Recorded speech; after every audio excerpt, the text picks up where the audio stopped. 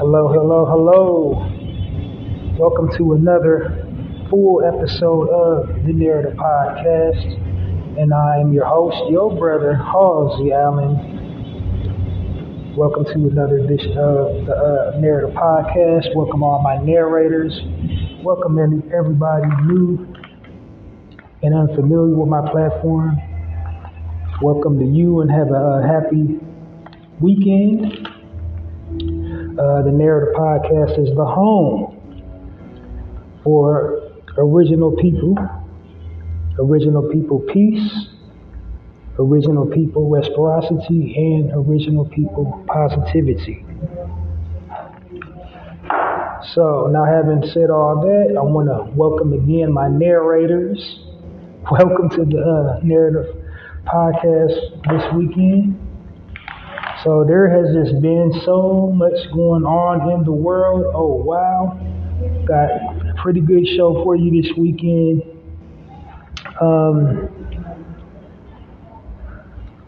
But first, before I dive into the content, my narrators, we already know, my people, my down from day ones, my narrators, they already are familiar with me and my content. So I just have to give a quick overview and a brief synopsis of my platform and content to the new listeners. And then after I got that squared out of the way, I want to dive right on into the Narrative podcast content. So here we go. Starting at the very top, Tippy, what is the Narrative podcast? What is it all about? Well, let's start at the top. The name, the Narrative podcast. Heavy emphasis on narrative. Named it the Narrative podcast because the media weaves a false narrative about original people and original culture. I'll get to the original part in a second. Basically, they portray and depict us in the most horrible light as possible. And they do this to, market our likeness and market us as a people as a certain way to a certain demographic. They also do this to make money, because the media is a business, and there's nothing more profitable than news about us, because we're the most fascinating people on the planet. All news is good news, but the best news about us is negative news, the negative stereotypes and the negative isms and stigmas that they place over us and then project out into the world via their, news lens.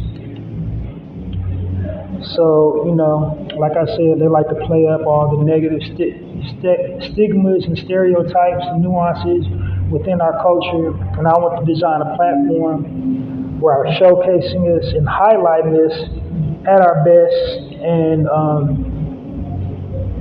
basically the answer for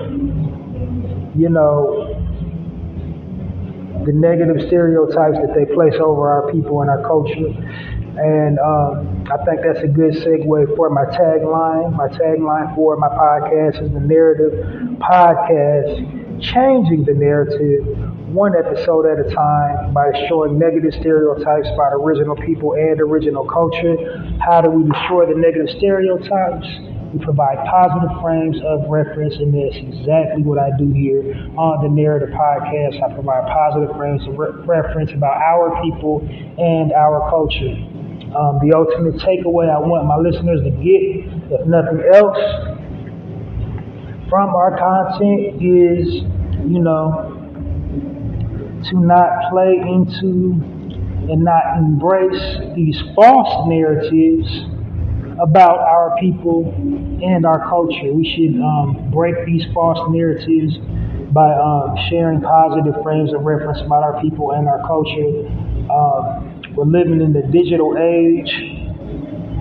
We're living in the time, of digital technology, information sharing, and so why not use it in a positive, constructive way rather than disruptive, destructive way? We can use that to empower ourselves. We should be sharing stories about leadership, entrepreneurship, family structure, unity. Basically, we should be sharing, the complete opposite of what's being shared about us via the media about our people and our culture. And that's how we can, tell our stories or narrate our stories. This is another reason why I call my story podcast the Narrator podcast. That's the ultimate takeaway I want my listeners to get from my content is the importance of narrating our stories online. And that's how we can change or break this false narrative about our people and our culture.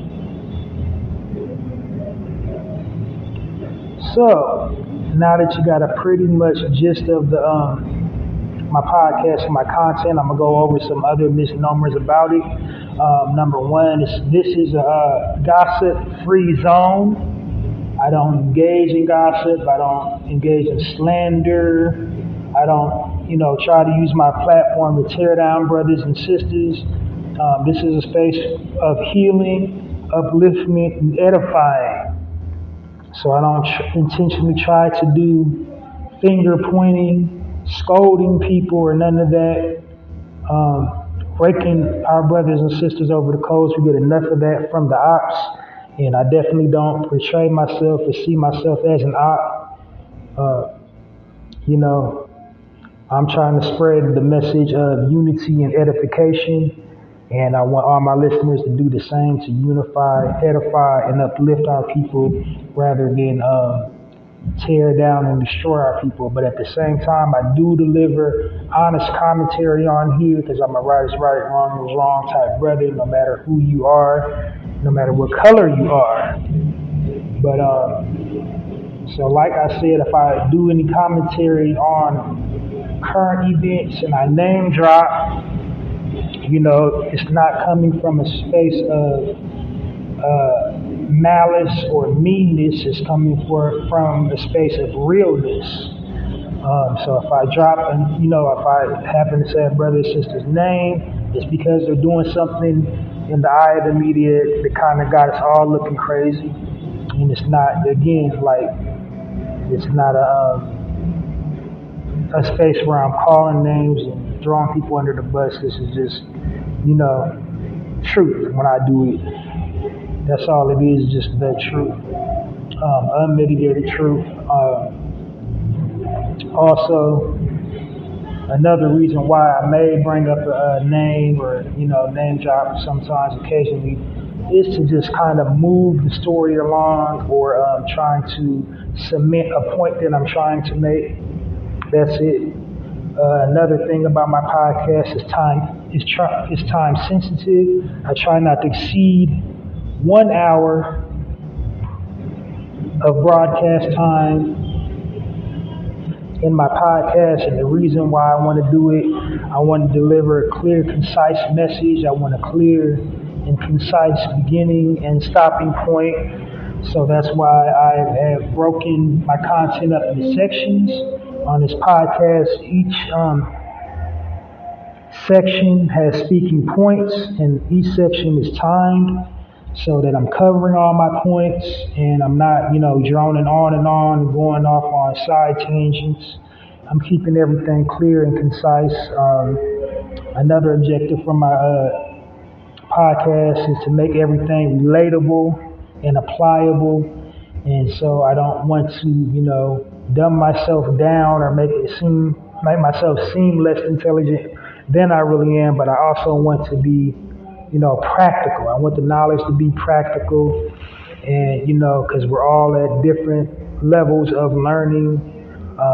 Some of us speak with high range vernacular and are avid readers, while others of us don't possess a high vocabulary and are not avid readers. I want to, bridge that gap and, connect the worlds and remind our people that we're all fighting the same enemy. Let's not fight each other. Unify. You know, you can help me out with some stuff. I can help you out with some stuff because super highly intelligent people, they usually miss practical things. They don't know how to conceive and think outside of the box. And then people practical, they're lacking with practical knowledge. They're lacking in like technical knowledge, fiscal knowledge and stuff like that. But not to say like we all need each other, no matter what, level of learning you're on, we can all learn something from each other. And that's what I try to convey on this platform, all levels of learning, all levels of knowledge, and make it, adaptable and applicable and practical, no matter what level of learning that you're at. So I want to make the knowledge right out of the box convenient. I also don't want you to have to clear your entire schedule to catch up on a few episodes if you missed a few episodes here and there. And, as I said, to make the knowledge practical and applicable. So I'm not trying to shoot way over people's heads, but then I'm also not trying to dumb myself down and water myself down either. So I want to be like right in the middle pocket.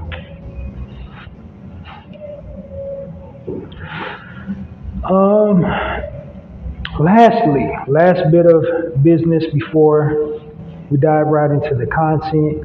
On this platform, I refer to our people as original people versus black.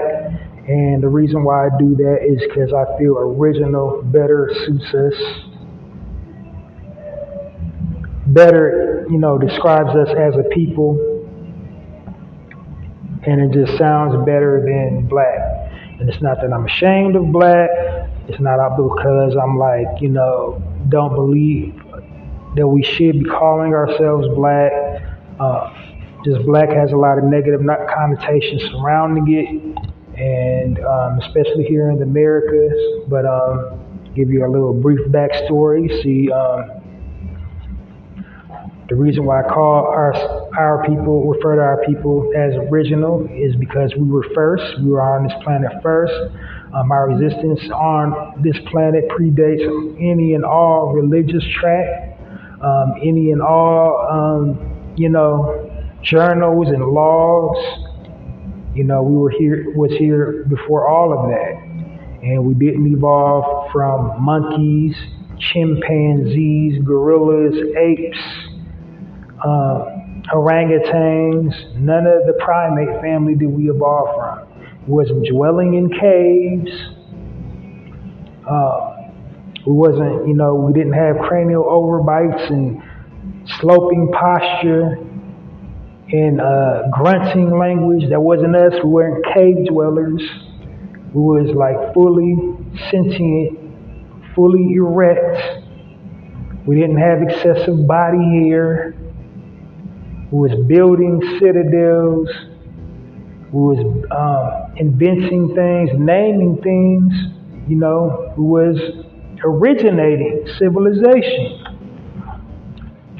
So in our original existence, we created written language and spoken language. And we created the word black. When we created the word black, we made it mean something positive, something powerful, something beautiful, something reflective of wealth and opulence and pride, power. But people who did not resemble like us came along like they do, like all their existence all over the world. They took things that did not belong to them. They colonized culture and they tried to, record history, making themselves be at the front and everybody else underneath them to, solidify their stance as superior and try to make everybody else look inferior. And the way they did that with our people is they basically took and colonized and vilified the word black.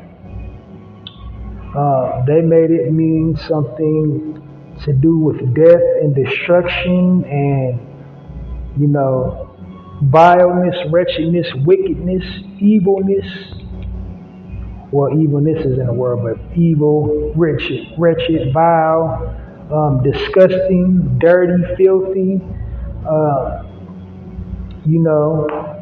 confused, chaos, disarray, discontent. They made it mean all these negative things.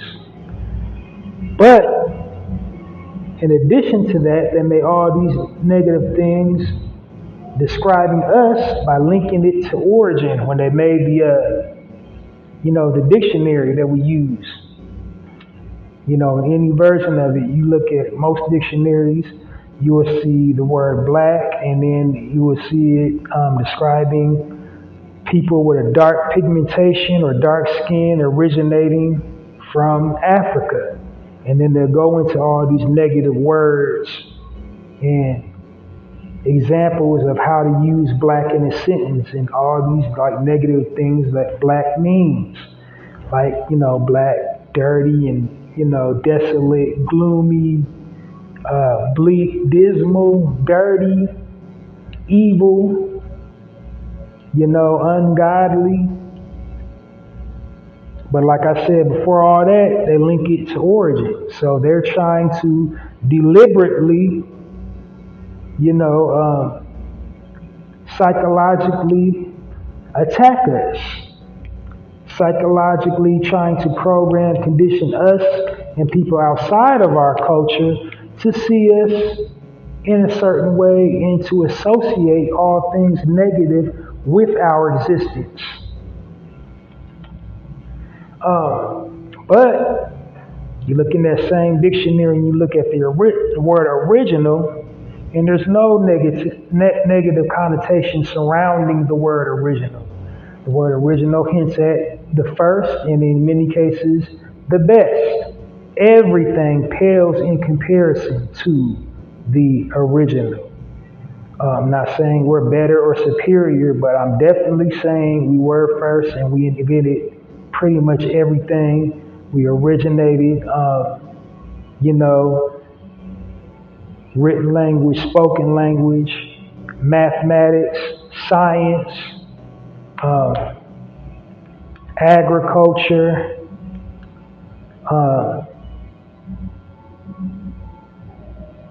alchemy,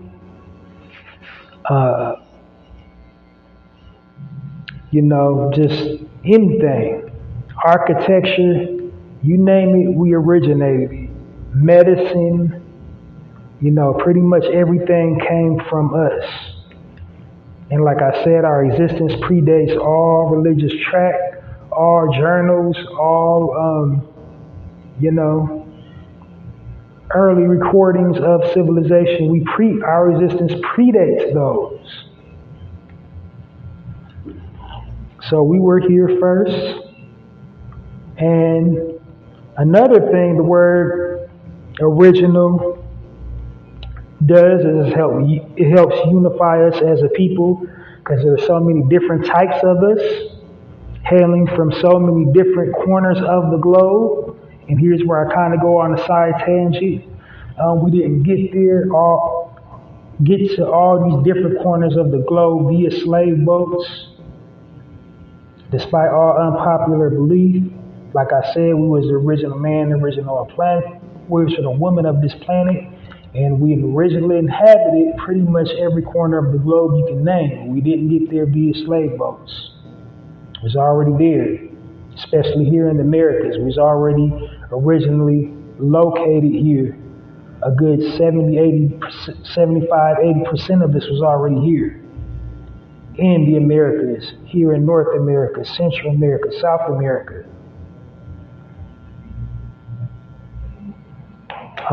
Asia,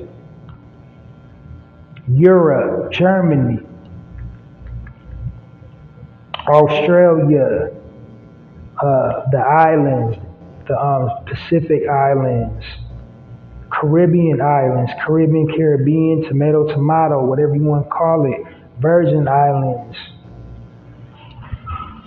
Was already there, already in Canada.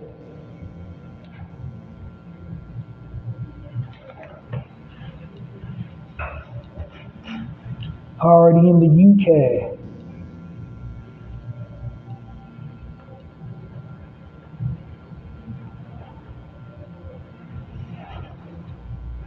But anyway, that's what I was meaning by original. The word original links all of us because we all have different, pronouns we refer to ourselves as, and, different religious and spiritual beliefs and practices and systems and whatever.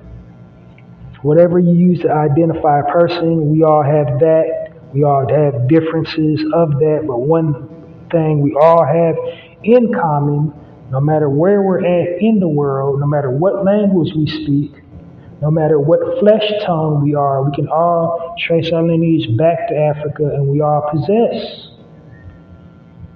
the galaxy in our DNA, that magical carbon, aka melanin. So that's why we are and always will be the original man and the original woman. So that's, that's a binder that unifies us as a people, referring to our people as original as opposed to black.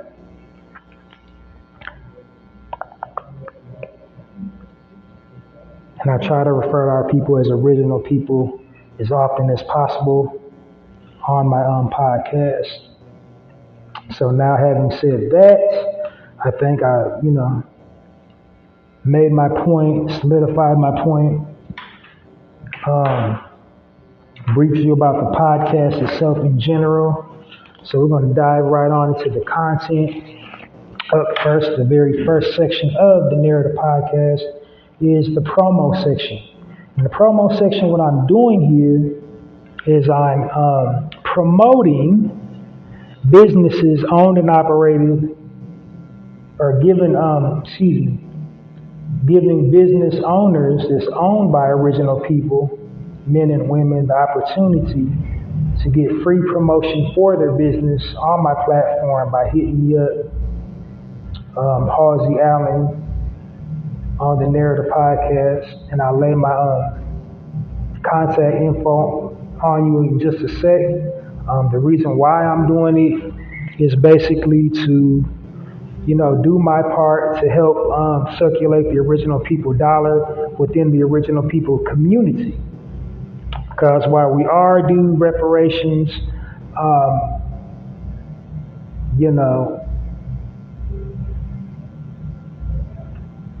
it's up to us to support one another. It's up to us to patronize our businesses and, promote businesses. So this is me, doing my part to help promote an original people owned and operated business,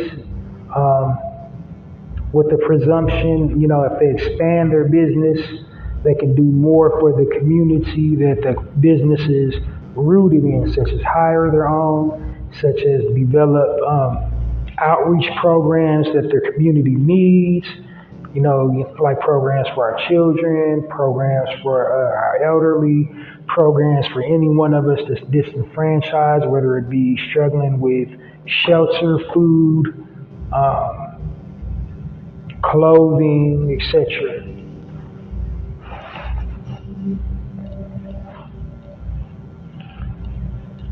So, that's why I'm doing the promo section here on the Narrator podcast. And so, without any further ado, diving right on into the promo section. If you know of or you are an original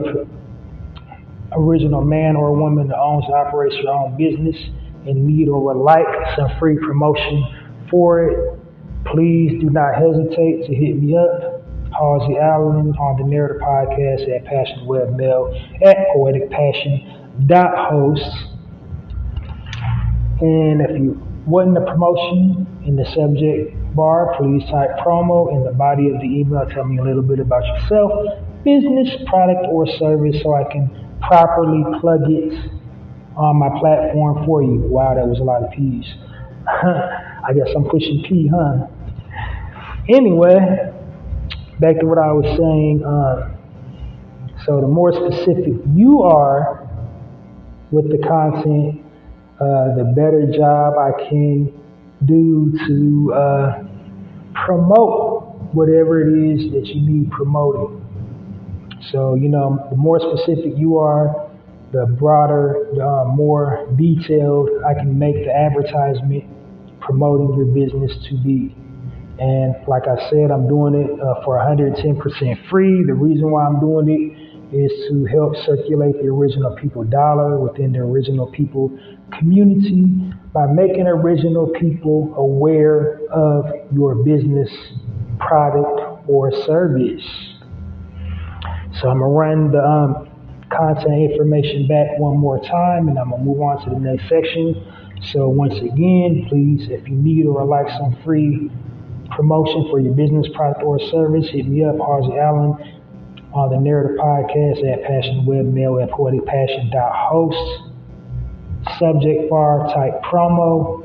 Body of the email, a little bit about yourself, business, product, and service. All right, moving on to the next section. This section is called the contest section. In this section, what I'm doing is I'm hosting a contest for my podcast, the Narrator podcast, and the name of the contest is called the Chew on This contest. I call it the Chew on This contest because it's the contest topic is a subject you kind of had to chew on and think about. And because your prize is a bulk supply of your favorite snack food item that you will receive just for participating in the contest. Now, the contest itself, there is no entry fee, there is no deadline. So I'm taking all, I'm gonna probably just make an ongoing thing. My first contest was kind of a success. It took place kind of like as we was coming out of the pandemic. My last contest subject was, I think, what George Floyd had happened if, we wouldn't have been in lockdown. Like, would it have sparked a global,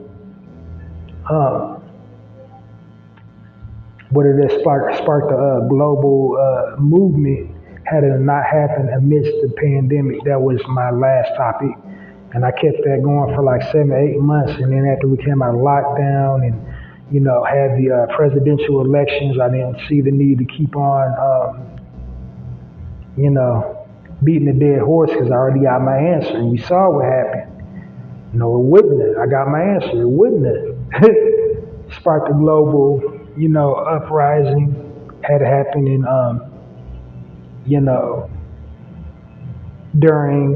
amidst the pandemic, a global pandemic, because like right after election times, everybody else went on back to their own business. They stopped taking down flags. They stopped having the peaceful protests, and business as usual after the election. They cut the pandemic unemployment, and all the businesses opened back up, and everybody went to back business as usual. So I got my answer with that. That's why I changed the topics. And to be respectful to, the Floyd family as well. So, like I said, this topic is called or I never did say the topic. So this topic is share your most recent shopping while black experience. And for entering the contest, I will give you a bulk supply of your favorite snack food item. And the reason why I'm doing the contest is for listener participation and, just giving you some incentive to listen to me and engage my listening audience, giving them ways to interact with me and, participate in the content. So that's what this is. This is a content participation exercise. Enter the contest and you would win a bulk supply of your favorite snack. And I'm not charging any money to do so. So hit me up, Halsey Allen at passionwebmail at poeticpassion.host. That's the same email address that I just gave for the promo. The only thing is I'm separating them through the subject bars. So for the chew on this contest, hit me up, Halsey Allen at passionwebmail at poeticpassion.host. Very important now. In the subject bar, type chew on this / shopping while black. If you don't want to type the entire word shopping while black, you can type SWB in all caps in the body of the email. Make sure to include your most recent shopping while black experience, your mailing address so I know where to send the bulk supply of your favorite snack food item, and of course, tell me what type of snack food item you would like as your prize. Simple enough? All right. I'm going to run it back one more time and I'll move on to the next section here on the Narrator podcast. So, once again, for the chew on this contest, hit me up, Halsey Allen at passionwebmail at poeticpassion.host. Subject bar type chew on this / shopping while black or SWB in all caps. Body of the email, make sure to include your most recent shopping while black experience, your mailing address, and tell me what type of snack food item you would like as your prize. Include all of that in the email. That'll do it for the contest section of the Narrator podcast. Moving on to the next section, which is actually really the first section. Those other two sections is just like the pre-warm-up, just to wake you up, to get you in the game. Here's the main event, the highlight section. In the highlight section, what I'm doing is I'm highlighting businesses owned and operated by original people and original culture, because it's right in stride with my overall mission statement of the Narrator podcast, which is to provide positive frames of reference about original people and original culture. And the highlight section was developed because I feel personally we don't get a whole lot of visual frames of reference, visual or audio in my case, frames of reference about entrepreneurialism. The very few frames of reference we have about entrepreneurialism come in the form of reality-based television shows, and all of those have been tainted with dysfunction. So it's like we're not tuning into the show to see all that cool entrepreneurialism and all that unity. We're tuning in to see brothers and sisters fight each other, call each other names, throw each other under the bus, show out and put on ears for the camera. And when they're doing that, they make all of us look a certain way, and we forget all about the entrepreneurialism. We forget about all the fact that most of the cast members on the show are earning like 5 and 6 figures a year, have like 2 or 3 or 4, sometimes 5 and 6 different entities up underneath an umbrella that they built from the ground up. Started at the bottom, started with nothing, and now they got, they're giving orders to, people with Ivy League educations.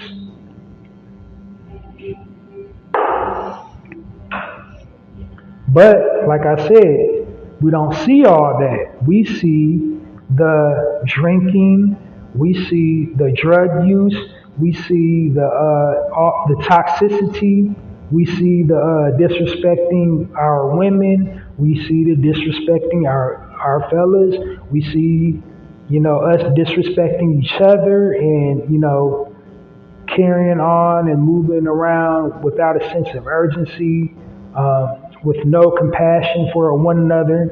So that's what we focus on when we're looking at these reality television shows. So on the highlight section, what I want to do is I want to create, that same energy, just basically showcasing and highlighting an entrepreneur's rise to become an entrepreneur.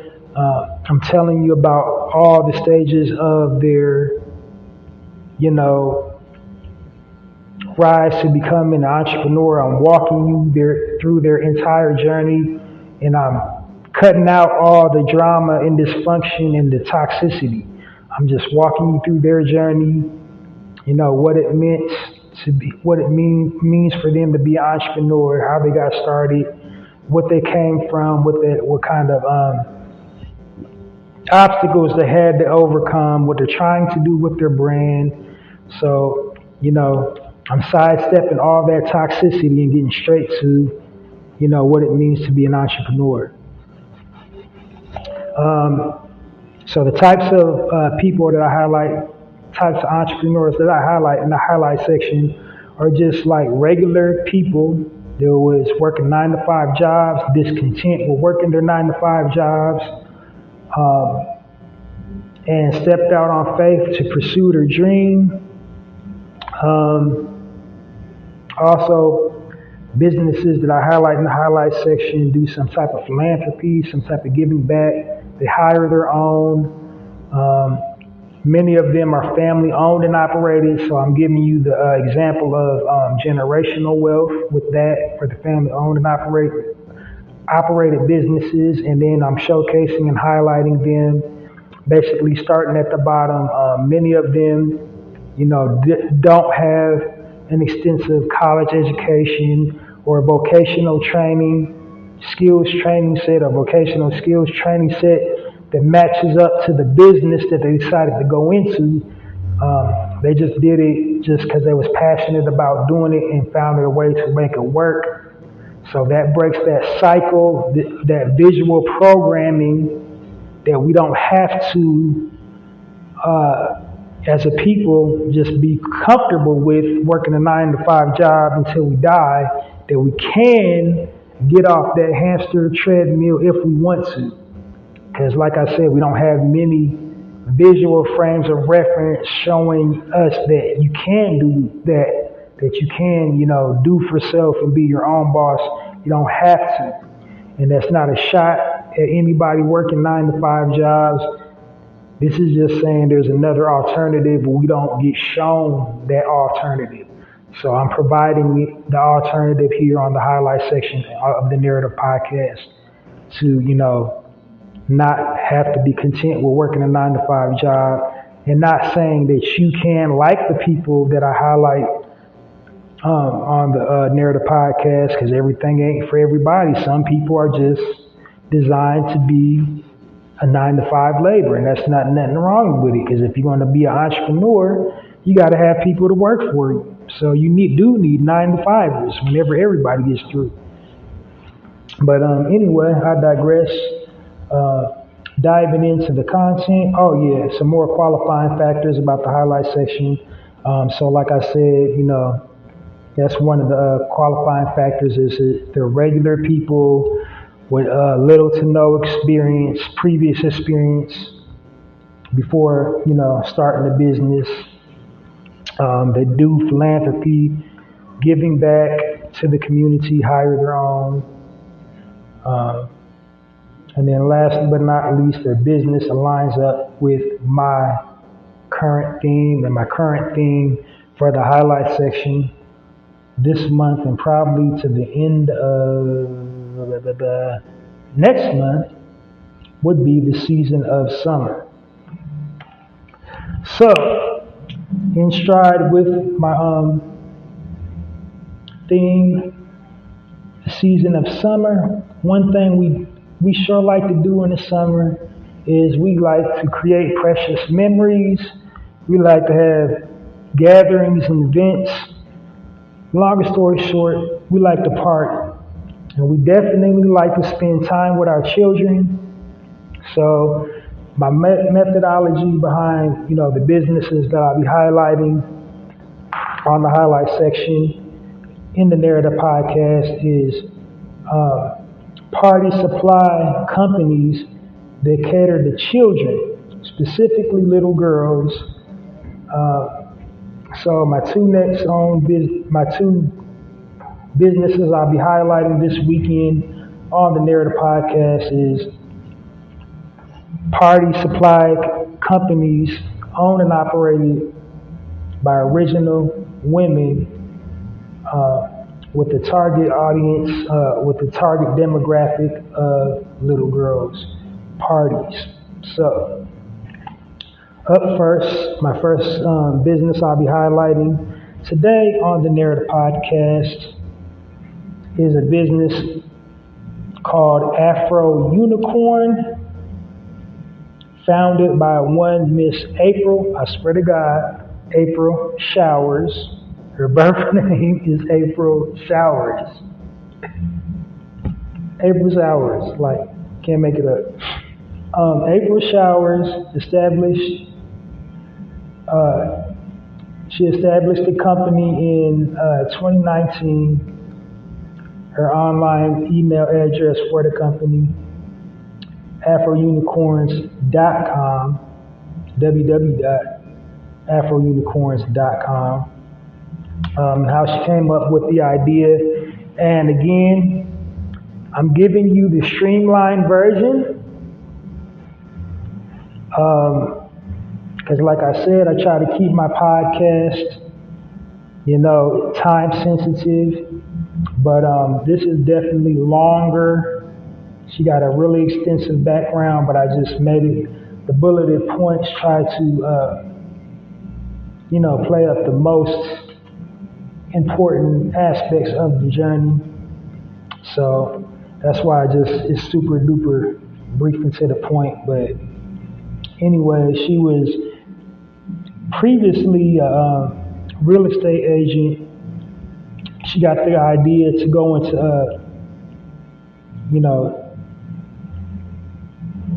the idea of calling her company Unicorn because somebody just at work said you're like a unicorn, and the word unicorn just forever in her mind just kind of stuck in the back of her head. And she always liked putting together parties. She was always praised and complimented for putting together parties and things like little office mixers and gatherings.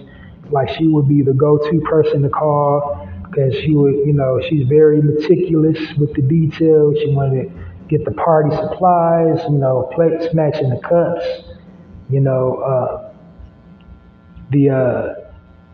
what do you call it?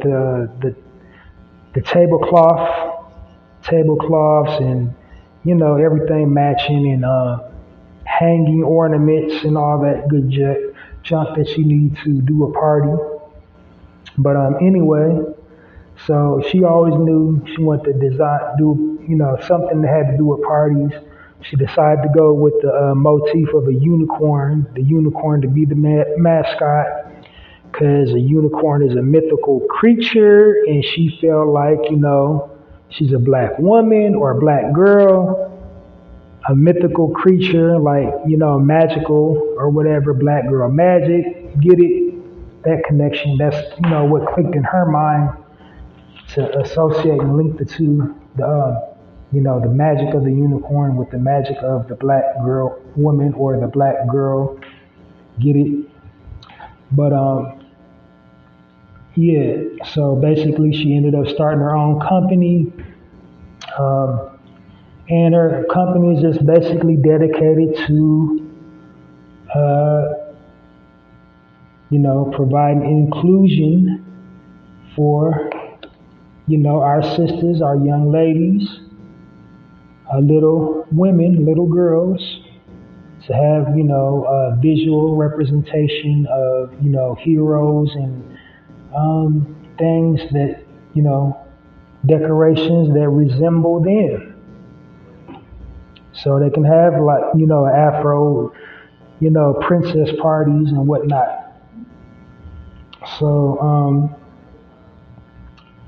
her business goal or her business module is to make sure black girls and women feel magical like the unicorn. One of her biggest celebrity supporters is Tiffany Haddish. As a matter of fact, Tiffany Haddish had a comedy special, a stand-up comedy special not too long ago called The Unicorn, something The Unicorn. Let me see right quick, get my facts right. Fact check myself.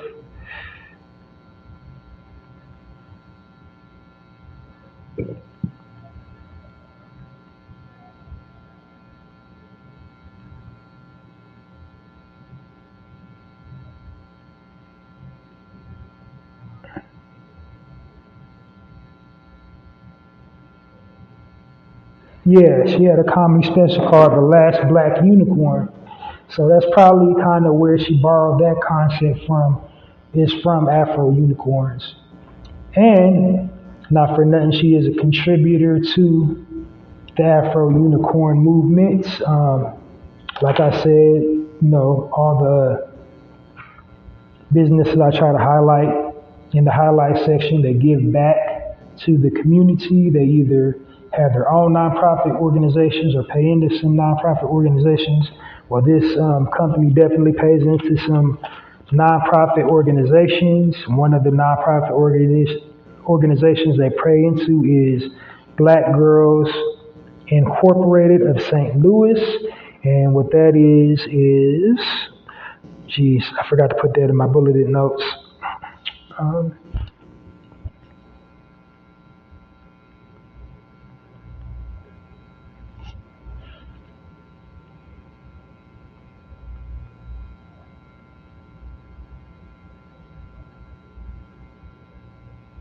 It's a nonprofit, and their initiative provides educational and cultural programs in safe environment for girls that live in St. Louis. And then the next organization they partner up with is She Ready, and that is actually founded by Tiffany Haddish, and this is for young girls, young black girls specifically, in foster care to teach them, how to build self-esteem and all that good jazz. So that's it, and that's all for that section. Join me in a warm narrative podcast round of applause for Miss April Showers and the Afro Unicorn Company.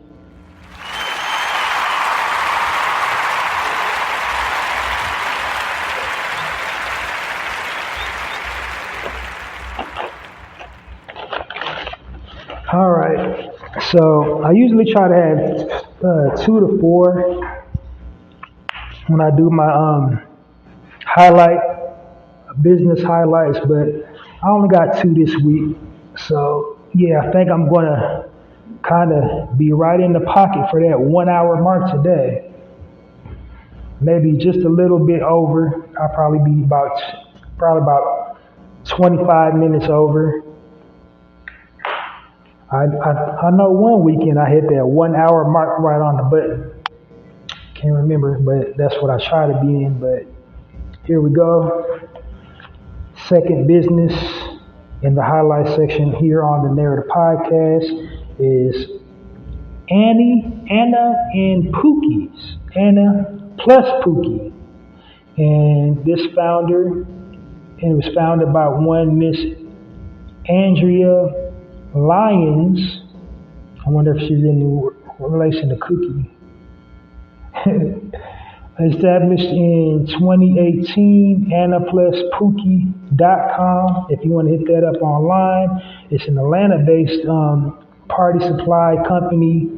It was basically started on the same principle that the Afro Unicorn was started on.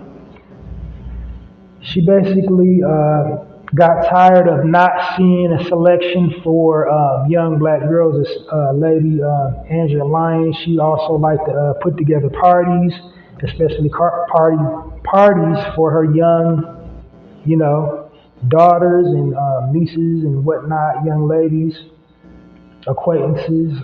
But she got tired of going to the store and not seeing a selection that she can get for them. They only had,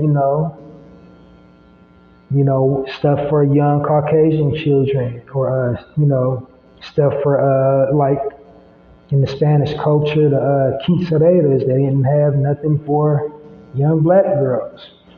So she wanted to create her own business that catered to specifically her, young ladies, young African American, young original women, because we ain't no African Americans. Like Africans ain't even Africans. Don't get me started. But anyway,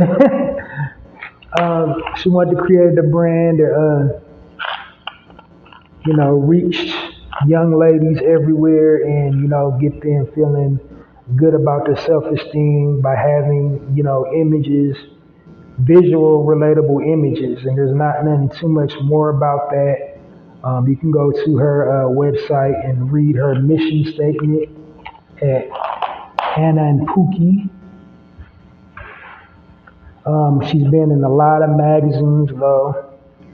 Her business grosses about $5 million a year in sales ever since 2018. So she's a bit of an entity in the party supply, business. She got her brand in major retailers like Target, Walmart. It depends on what city though, but definitely go check that out. If you having a birthday party for a young lady anytime soon, any one of the two businesses that I just named. But join me in a Warm Narrative podcast round of applause. Oh yeah. One last little bit of information. She did a Kickstarter to start her business. It was her business was launched on Kickstarter. So that's what I like to try to do. Walk you through the entire journey, like how they got the money, how they came up with the name, when the information's available. If the information's not available, I obviously can't give it to you. But my overall, intent in the highlight section is to walk you through the entire journey of an entrepreneur, like, how they came up with the name, where they got their, funding to start, location, all that good jazz. But like I said, the information is not available on that. Too much information is not available on that, other than the fact it's an Atlanta-based company. So yeah, join me in a Warm Narrative podcast round of applause for Angela Lyons and Anna and Pookie's Party Supplies.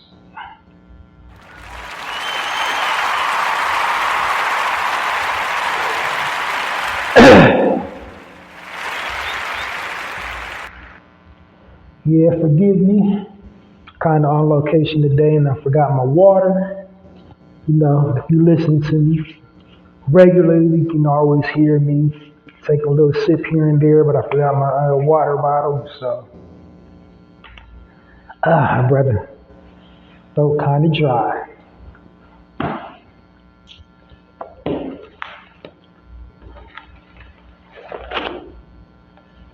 All right.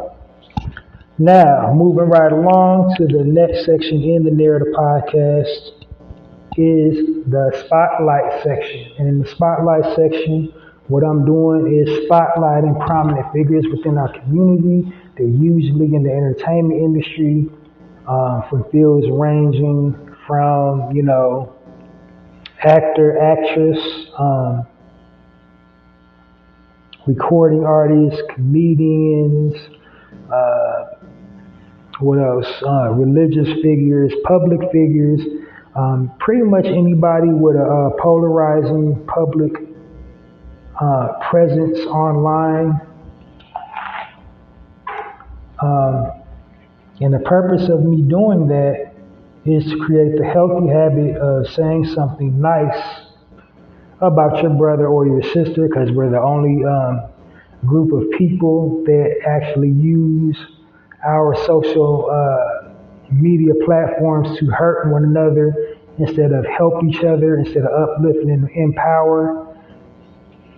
Now, there are some that don't deserve upliftment and empower. We got quite a few this is war, and we know what the war is, and we got quite a bit, quite a few traitors amongst in our ranks in this war, and those traitors that don't deserve support. But at the same time, they also don't deserve to be trashed all over social media, because, like I said, we're the only people to do that. You never hear to Spanish people going back and forth at each other online. You never hear or see any Caucasian people going back and forth at each other online. No Italians, no, so on and so forth. Nobody but us, sitting up there being petty with one another online instead of uplifting and edifying each other online. We all in the comments, we're clapping back and appearing in somebody's story feed or whatever, just doing something, super childish, super petty online. So what I want to do is I want to create a healthy habit of saying something nice about your brother or your sister. Create the healthy habit, put that in the atmosphere of saying something nice about your brother and sister to kind of, bring awareness to positive self-talk and,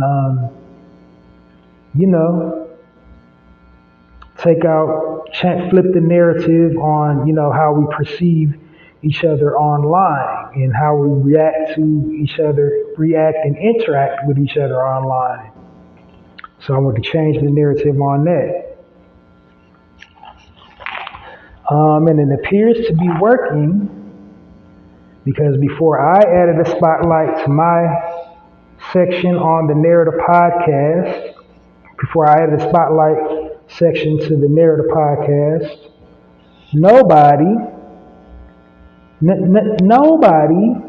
online anywhere was spotlighting anyone until I started spotlighting here on the Narrator podcast. Like no YouTubers, TikTokers, and nobody that had shows dealing with guests, interviewing guests. When now every time they got a guest on their show, whether it's a podcast, whether it's a YouTube channel, whether it's a TikTok thing, where they're interviewing somebody, they notice they're saying spotlight. Today we'll be spotlighting this person, that person. Will spotlight on this person, that person, blah blah blah, blah blah blah, whatever. Nobody was doing that until your brother did. And you can pull out the receipts, you can go through my episode log and, do cross-reference checks and all that, and you see wasn't nobody doing that. Again, not to, I'm not mad or anything that nobody that's doing it is acknowledging the platform or, saying my name. I just did it, like I said, to create the healthy habit of saying something nice about your brother and your sister on your platform instead of, dogging them out and dragging them through the mud and backstabbing them. So, I got to give pat myself on the back, because so many people are doing it. As the old saying goes, imitation is the best form of flattery, and I am flattered to see so many people spotlight. So I got to give it up for myself. You are now listening to the Narrative Podcast with Halsey Allen. The Narrative Podcast is changing the narrative one episode at a time.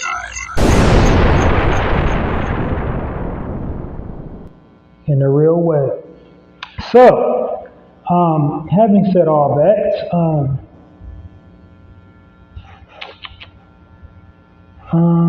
what was I going to say? I lost some thoughts. So, in addition to just spotlighting prominent figures, the type of prominent figures that I spotlight, they give back to the community.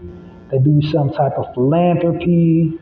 Uh, whether it's social activism, political activism, climate, uh, doing some type of philanthropy, such as doing for, disenfranchised, homeless, uh, providing some type of service for the community, whether it's dealing with food, clothing, shelter, or just being the mouthpiece saying the things we wish we could say, or, if we say it, people look at us all crazy, but, that because they're already an established celebrity or a public figure, and it's like, oh yeah, that's cool. They're saying that on their platform. They're just confirming it because they're saying it like, I know I'm not crazy. It is like that. You know what I mean? So that's what this platform is designed to do. Basically, just give a prominent figure their roses while they're here, and teaching everybody else to say something nice about somebody online instead of always denigrating and talking bad about a brother or sister on their platform. But told you all the types of people that I spotlight here on the spotlight section on the Narrator podcast. So without any further ado, get down to the nitty gritty spotlight section on the Narrator podcast. This week I'll be spotlighting one Mr.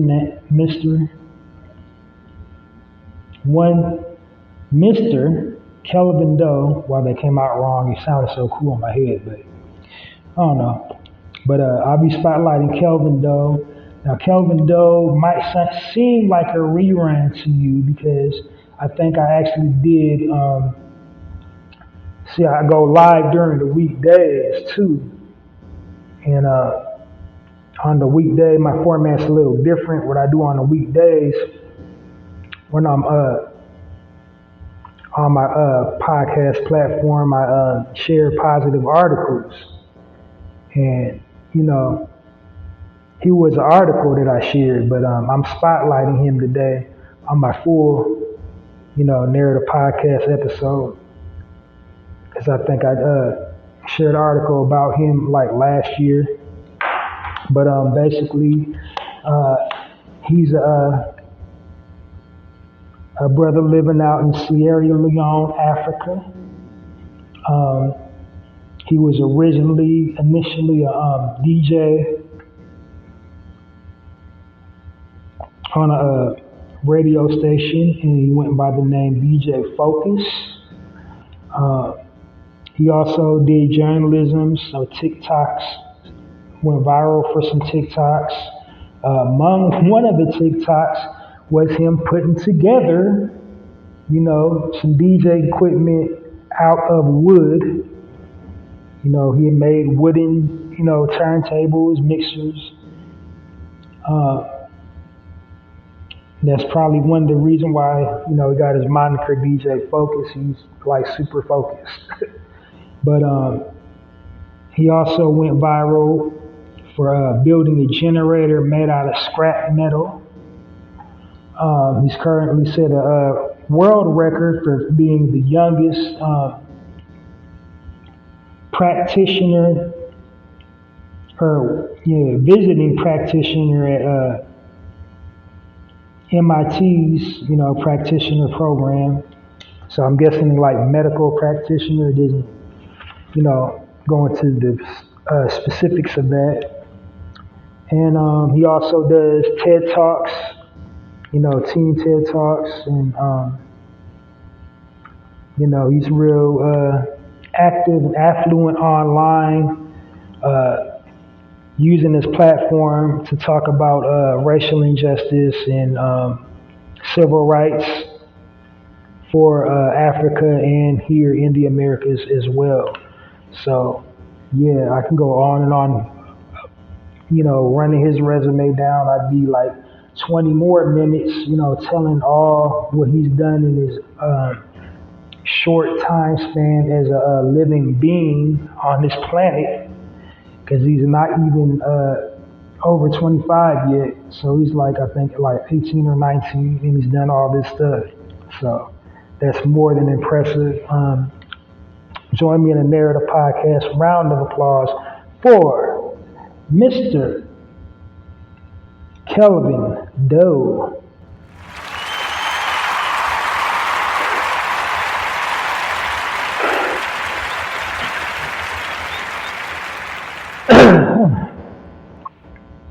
Next section on the Narrator podcast is the health and wellness section. And what this section is self-explanatory. It is just how it sounds. I'm giving tips about health and wellness. Why am I giving tips about health and wellness? Well, simply because my people are, the most attacked people on the planet, and the areas where we're being attacked the most, is in the way of health. We're being attacked physically, we're being attacked mentally, we're being attacked spiritually. So mental, physical, and spiritual, that's total body wellness. And that's what this section is about. I'm giving you tips, total body wellness tips for my people.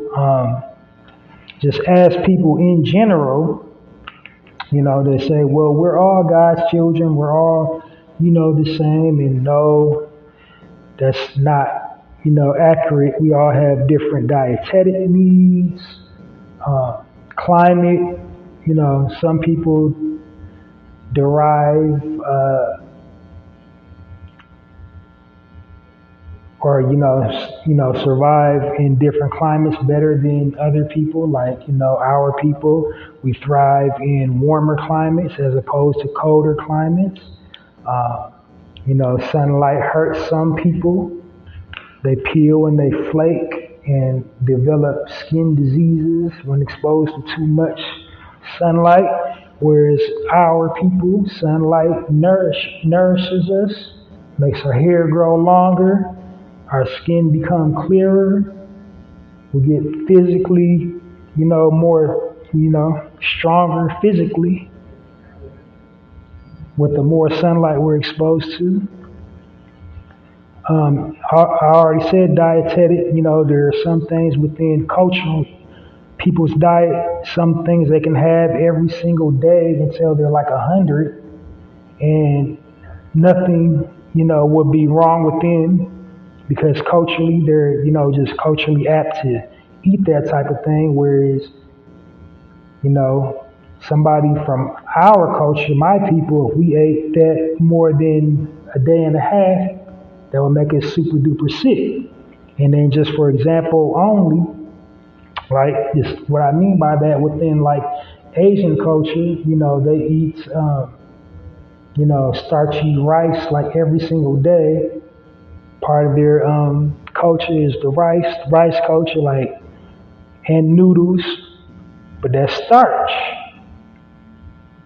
That's very dangerous to my people. And another thing they eat is soy. They're born and raised on soy. They eat it breakfast, lunch, and dinner. Soy is toxic to melanated people. We don't got no business eating nothing soy or soy based.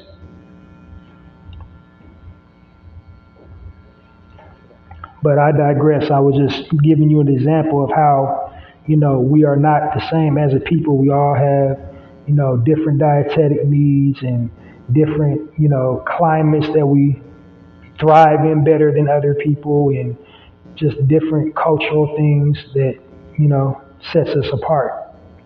So we're not all the same as a people. So having said that, the tips that I share here in this section are especially geared towards my people for longevity, for total body wellness. While anybody's welcome to listen to my platform to become more informed about our people, to become more enlightened. Um, all the content pretty much is geared towards my people, original people. But in this section of the podcast, it's especially geared towards my people. So just be mindful of that. Yeah. So what types of tips do I give here on the health and wellness podcast, health and wellness section? Like I said, for an example, for like, a physical example of wellness would be like, dietetic, physically something you would eat or apply topically to increase your health, such as like the plant, vegetable, herb, or roots, or an extract you can ingest or apply topically. I would tell you the health benefits of that. Some type of physical exercise you can do to maintain your physical well-being.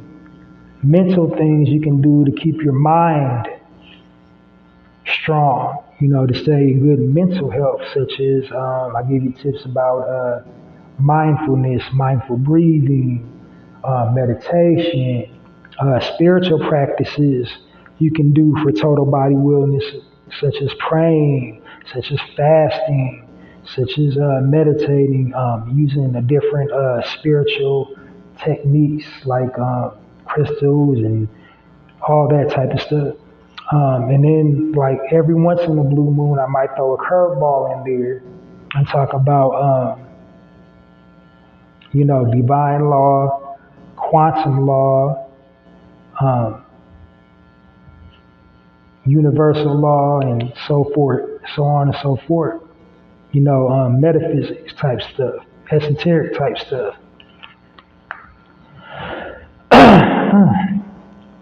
But anyway, on to this week's health and wellness tip here on the Narrative Podcast. Today's health and wellness tip on the Narrative Podcast is a health and wellness tip about the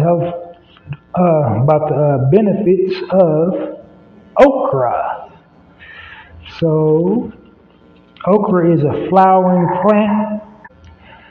Okra is a flowering plant. It's indigenous to, the original people's homeland, Africa, and then also parts of South Asia. It's available in two varieties, green and red. We're most commonly here in the Americas. We're commonly used to dealing with the green variety. They eat a lot of okra in African cuisine. Have you ever had a goosey? That's basically like a okra stew. It's delicious. But the only downside with okra is the sliminess. I don't think everybody likes the sliminess, but how you can overcome that is either raw, because when you actually cook vegetables, you're cooking out all the nutrients, so you can train yourself to eat it raw.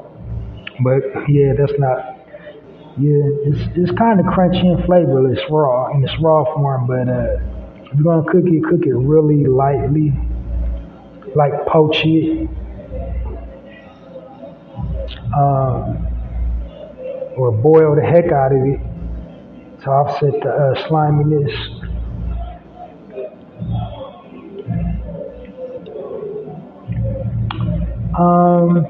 Also, it's vitamin and nutrient rich. It's rich in vitamin A, rich in vitamin C, rich in vitamin K, rich in vitamin B6. Now, C and K are water soluble, and they're good for the immune system. Okra is also anti-inflammatory. It helps lower cholesterol.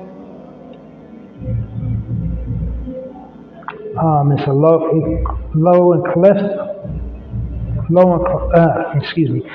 in cholesterol, low in carbs. So it's a low cal, low carbohydrate snack. So you can eat a lot of it without getting heavy, without gaining weight. It's also has a bit of antioxidants in it, so it can help you lose weight. It's good for gut health. It keeps you regular.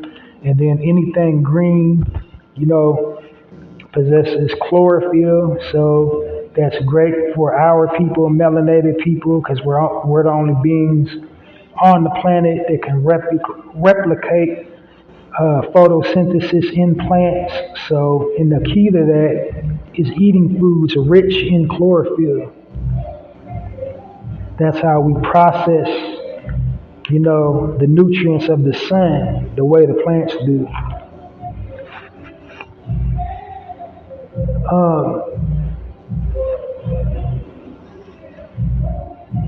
What else? Also, fellas, men, that's good. Prostate, it helps the aids in prostate health. Prostate health in men is very good for any guy dealing with, impotency or ED. So if you're lacking in that area, you might want to get you some okra. Okra is big down south, especially in Geechee culture. So if you're familiar with Geechee, that's a mix of culture. They eat a lot of that in their cuisine.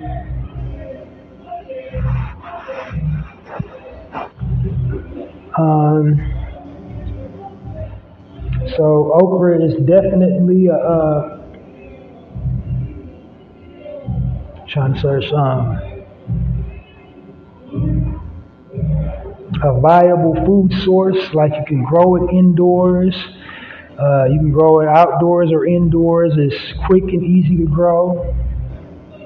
It'll pop up. You would have a full-on bush, some full-on okra bushes before you know it. It takes little as 3 weeks to grow a full-on cultivate okra. So it's a good viable food source. Easy to grow. Seeds are easy to come by, real cheap to come by. Or, if you're buying your okra semi-fresh in the store, if you're buying the pods in the store, save the seeds and grow your own okra. So yeah, okra is rich in vitamins and nutrients, aids in digestion, rich in vitamin A, rich in vitamin K, boosts the immune system, keeps your gut healthy and regular, and also helps you feel full because it's rich in fiber too. So it prevents you from overeating. So you definitely want to go get you some okra in your diet.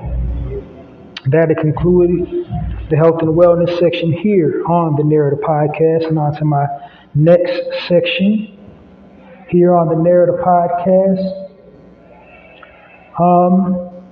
This section is called My Speaking Points. And with this section, what I'm doing is I'm speaking on current events, whether globally or just some things pertaining to our community specifically. And the purpose of me doing that is that when I do that, I'm unpacking whatever the headline is from our perspective, because the media will weaponize it and turn it against us and have us looking and sounding crazy. So what I'm doing in the speaking point section is basically unpacking whatever breaking news or article is happening in the world or in our community. I'm unpacking it from our perspective and what does it mean for us as a people. That's what I'm doing with the speaking point of the day. And today I do have two topics to commentate on. But before I do that, just one more misnomer. Sometimes I don't have a topic to commentate on, or I feel like if something's going on in the news, I feel like it's not really, nothing in the news is really noteworthy to be speaking on.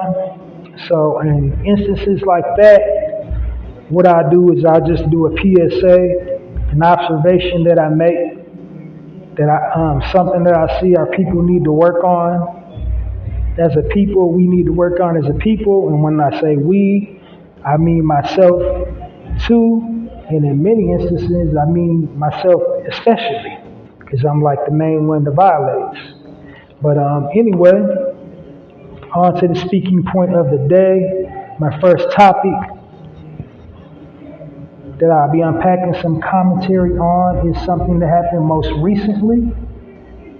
I can't believe it did happen. I'm just like, it's so, like, unreal is surreal because it just happened. Is it like well, when I unpack it, you'll see why. But this has to do with legend, gospel artist, and radio host Diane McCoy.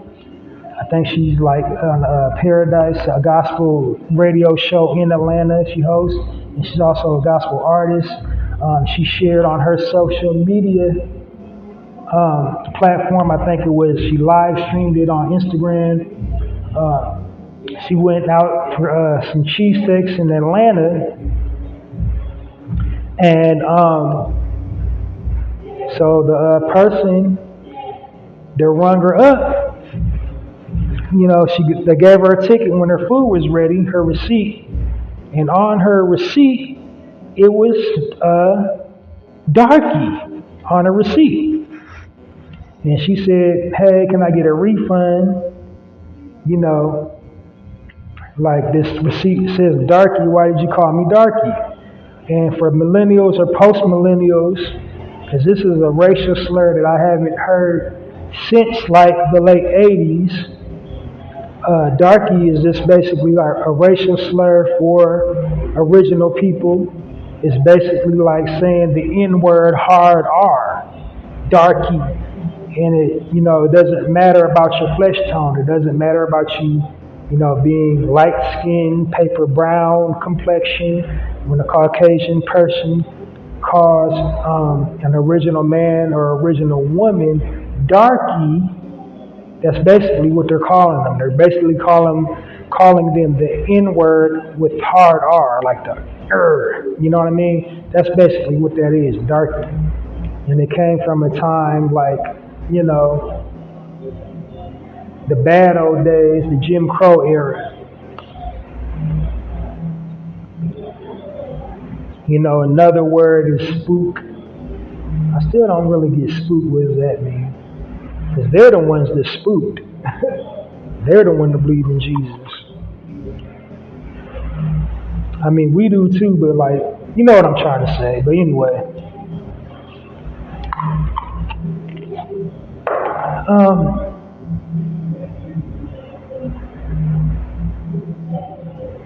So anyway, I got a little sidetracked. Basically, her story was she went to this brand new cheesesteak spot she had heard about in Atlanta. And Atlanta is like the mecca of like food, all things food.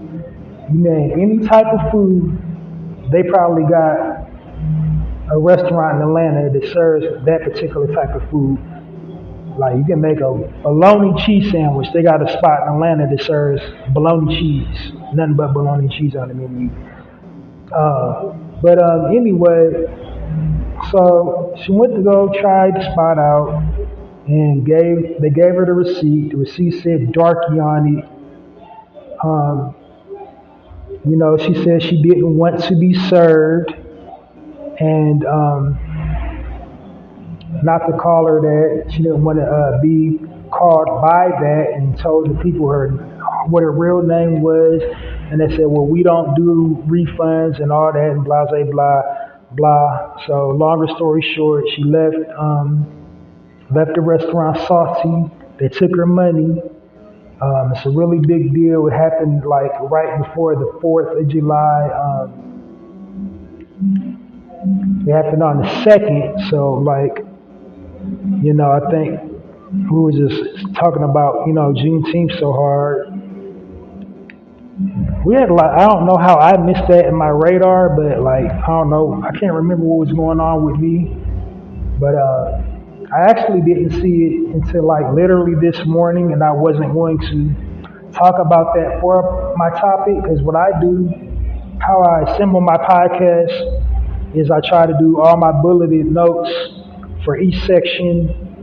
Like on Friday, on between Thursday and Saturday, I'm going through stuff and I'm making notes, making my bulleted points. So by Saturday time comes, I got a full episode ready to be shared. Yeah, that's so super crazy. Check one, check two.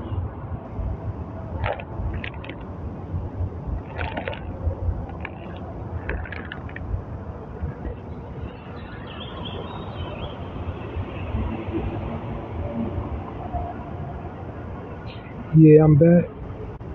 Check one, check two. Okay, I'm back.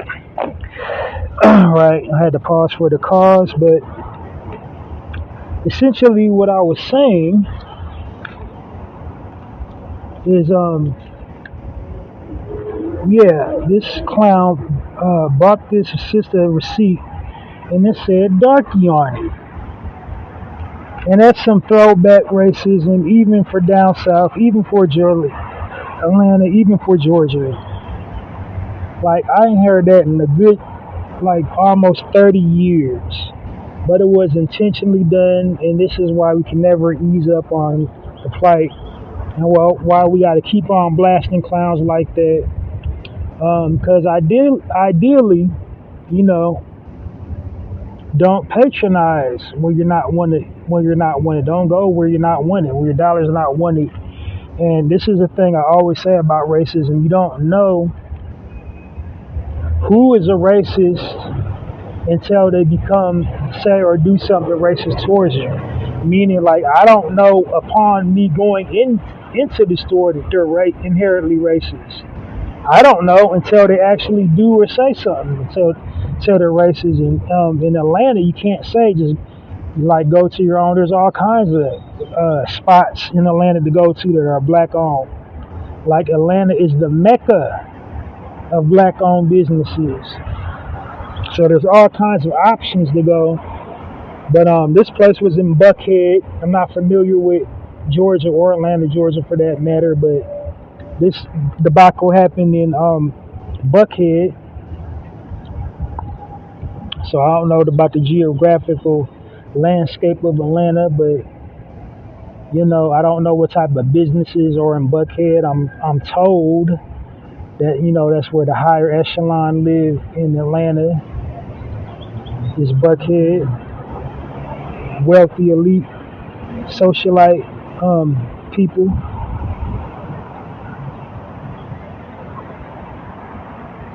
But it shouldn't matter where you go to go get some meat. That's still unacceptable. That's definitely insulting to a person's intelligence. Cause that ain't even something you can say, oops, my bad. The woman's name is his name was Darlene, not Darky.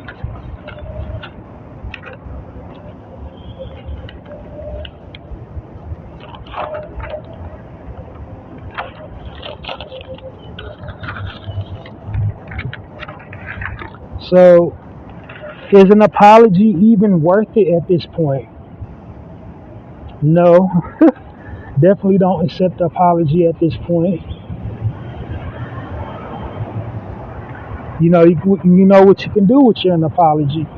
If you're sitting up there apologizing for referring to an original woman as Darky.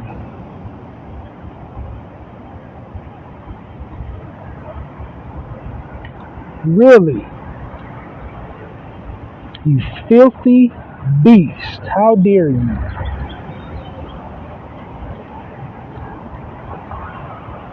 But anyway, I don't usually do this on this platform, but there's a first time for anything.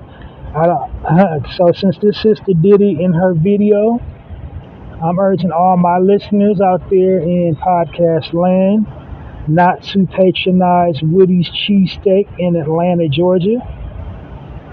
So it's Woody's Cheesesteak, 2 LLCs, located at 45 Irby Avenue, Atlanta, Georgia. Telephone number 405-844-112.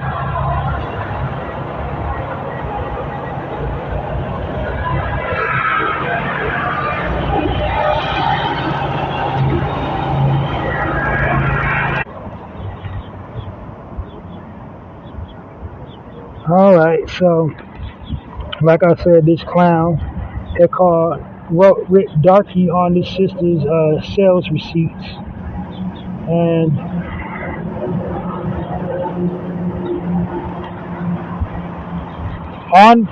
so I don't usually do this, but I'm gonna go ahead on and do it because she did it in her video when she was live streaming. I believe it was on her Instagram, so I just took the notes from her Instagram. She showed the receipt. She got receipts about her receipt, so she's not making the story up. Isn't her reaching for it? She literally showed the receipt on Instagram Live when she was streaming. It was either Facebook or Instagram. I seen it in my Instagram feed and some stuff I'm following, so I'm assuming she shared it on Instagram Live. But here's what the receipt said: Woody's 2 LLC, 45 Irby Avenue, Atlanta, Georgia, 405. This is the telephone number: 405-844-1112. And the zip is 303-305. 45 Irby Avenue at Woody's, Atlanta. And the server was Joe M, Joum. I don't know what his last name is, but that was on the receipt. And don't give them clowns no business. If you're in Atlanta, if you live in Georgia, Atlanta, do not go to Woody's Cheesesteaks. No, whatever side of town they're on, don't go to Woody's Cheesesteaks. Yeah. So, like, I know she probably can't, I don't think a lawsuit is imminent, because the first thing an attorney would tell you, most attorneys tell you when you're trying to sue somebody or when you have lawful proceedings going on, they get a list of your social media. They tell you, what do you got, a Facebook, a Twitter, or whatever, and then what kind of platform you have and what kind of content are you posting. If you got a lawsuit suing somebody, you don't supposed to put their business out, because then they can turn around and sue you. But she's a famous, a gospel singer and a radio personality. I don't think she's worried about none of that. I think she just posted it more so for the principles. And so I'm respecting her principles, but I'm just sharing the knowledge. If you're in the Georgia area, if you're in Atlanta, don't go to Woody's Cheesesteaks. Don't patronize those filthy beasts. How dare you sit up there and write Darky on a sister sales receipt?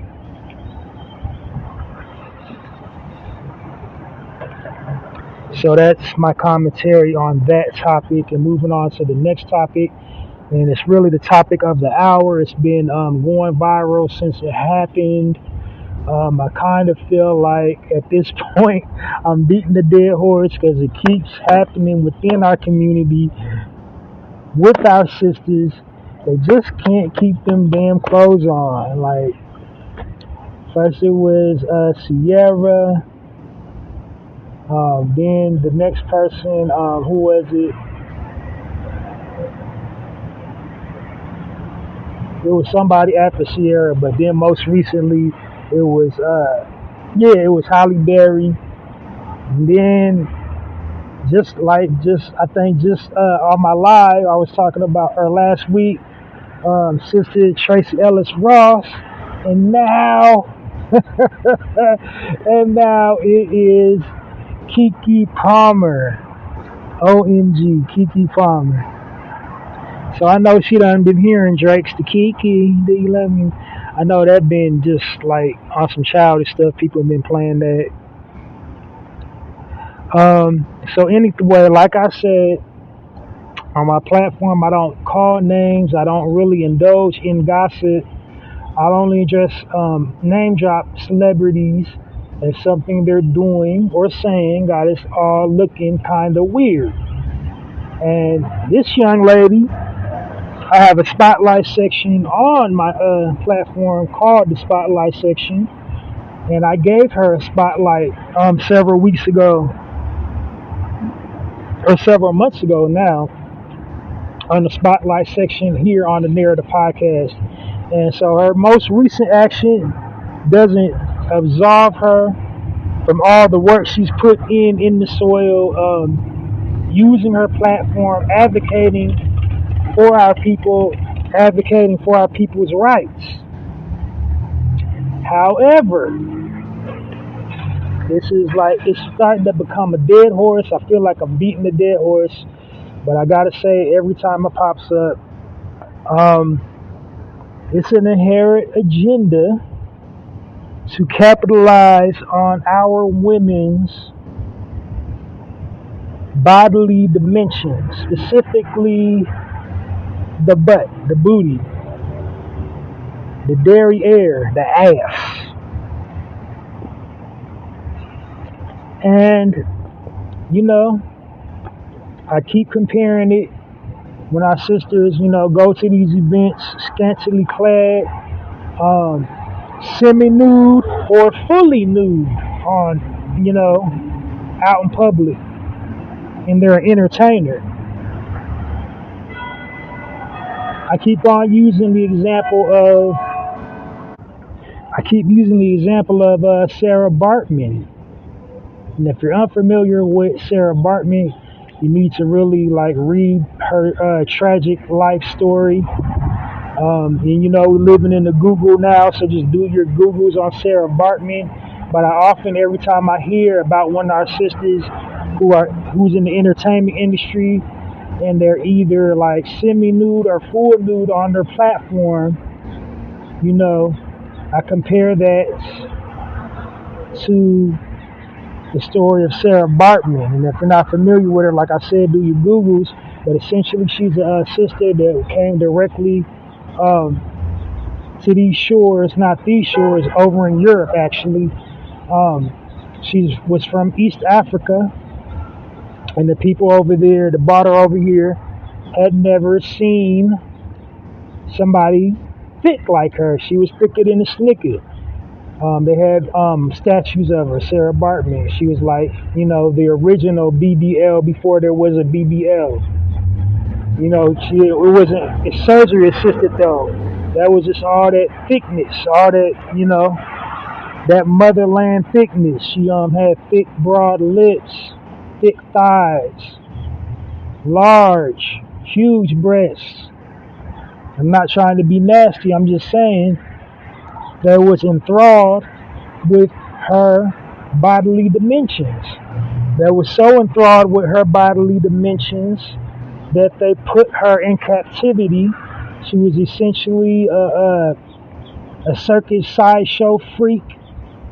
And then, as an added bonus, later on, as her popularity grew, and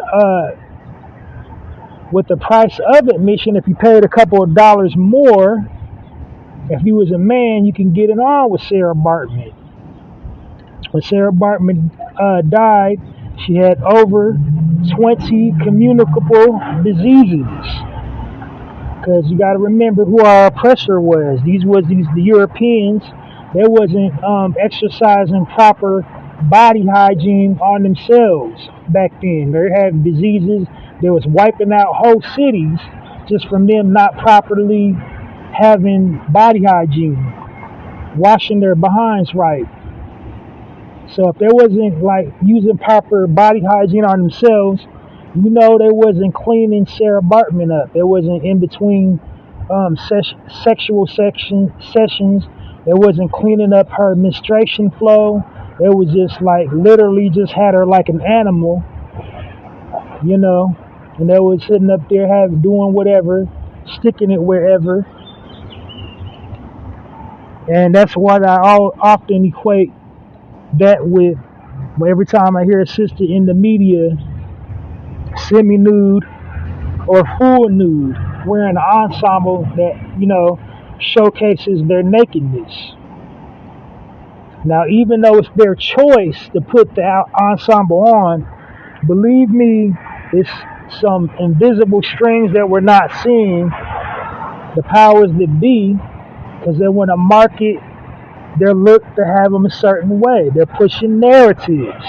And the narrative they want for our sister, they want the narrative of being a whore, like hypersexualized. They can't get enough of sex. They're nymphomaniacs.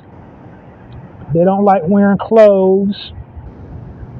Or, they got really bad attitudes. They want to push that narrative of the rolling the eyes and neck stereotype, hand on the hip and wagging their finger and talking 100 syllables a second. They want to push that narrative about our sisters. But moreover, I have tremendous amount for Keke Palmer. I respect her craft. She's an outstanding actress, multi-talented, faceted entertainer. She can act, she can sing, she can rap, she can dance.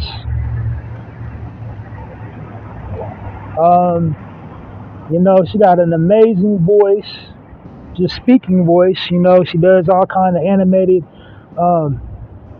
cartoons. So there's that. Like, our young ladies got something to look up to, like visual representation. And the last thing you need to be doing, young lady, respectfully, sister, I respect you. The last thing you need to be doing, whether it's, you feel like you're a grown woman and you don't owe nobody explanation, but because you're an entertainer and there are so few of you, people that look like you, your complexion dark skin too, and have millions of young ladies looking up to you. Like, the last thing you need to be doing with your image is just sitting up there like butt ass naked at a concert. And see, my thing is also about context. What is the context of the nudity? Because a lot of our sisters, they go semi-nude or full nude. They say it's art. It's an artistic expression. So where's the articism in there? What are you saying with your nudity? What is the context of your nudity? So proper context for nudity, if you're an entertainer and you're a sister and you're an entertainer, like if you're an adult film star, like if you're a porn star, if you're a sister that's in the pornographic film industry, that's proper context for nudity. If you're a stripper, a professional stripper, like goes to city, country to country, your nudity online, that's proper context. It makes sense. It makes sense. When I mean proper context, it makes sense. Okay, you're a stripper. You go to city, state to state, entering strip competitions, going to different strip clubs. You're a stripper. I get it. It makes sense. If you're an Instagram model, if you're a cam star or Instagram model, you got your page set to private. They have to follow you. You got to agree to all the permissions on your page to see your nakedness. If you're naked in that respect, that's the proper context. It makes sense.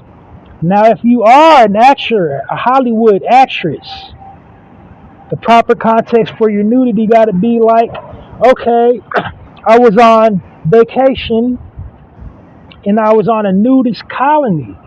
and everybody was naked. So I got naked because I'm on a nudist colony, and I got naked. Everybody's naked at the place that I'm at. So it was no big deal. Everybody in the city was naked. That's proper context for our sisters in the entertainment industry. That's female actresses. That's female rappers. That's female R&B singers. That's female actresses, Hollywood actresses. It's not proper context just to be gallivanting and flaunting your nudity just because you can, because you feel you're a full-grown adult and you don't owe nobody an explanation. Like I said, it becomes our business because our young ladies is looking up to you.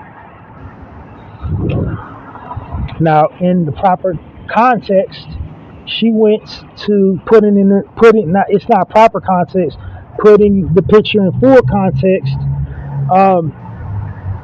She went to an Usher concert in an ultra sheer gown, and she had a thong, but you can still see her butt naked cakes underneath the thong, even though the dress was black, even though the stage was dark. You know, there was enough lighting to know that she was virtually butt naked up underneath the dress. Because as you know, like, thong bikini bottoms is just like derriere dental floss for your derriere. And like I said, I had tremendous respect for young Keke Palmer, so I know there's many things at play. She just had a baby, so she wanted to say, you know, I'm sexy and I still got it. Then there's also the factor of she's a whole grown woman, and like, people were still calling her Little Keke and still seeing her as the little girl from the barbershop movies and Akilah and the Bee. That been like 20, 30 years ago. She done had over a project, like 100 projects, and people still full-grown adult people in their 40s and 50s still calling her Little Keke. So there's that. She want to show the world she's grown and she can do whatever she want to do with her body. And to that, I see her logic, but at the same time, it's proper context. And she wore that in the boudoir from her man. And by the way, her man openly took to social media and stated his issue he had with that. And here's the only problem I have with him offering his opinion, because when you're on the relationship, when you're in a relationship, on the relationship, like everybody in the boat, the relationship, everybody in the boat is an equal partner. Like they're an equal, like, crew member. They got to do the jobs. What I'm saying is, you guys in the relationships, I never understand why people in relationships like talk bad about each other, because the person that you're with is a direct reflection of you. So if you're a brother and you're running down a sister that you're in a relationship with, ultimately you're running yourself down, because that's what you went for. You loved her, but she did something to make you mad. Now she's a B word.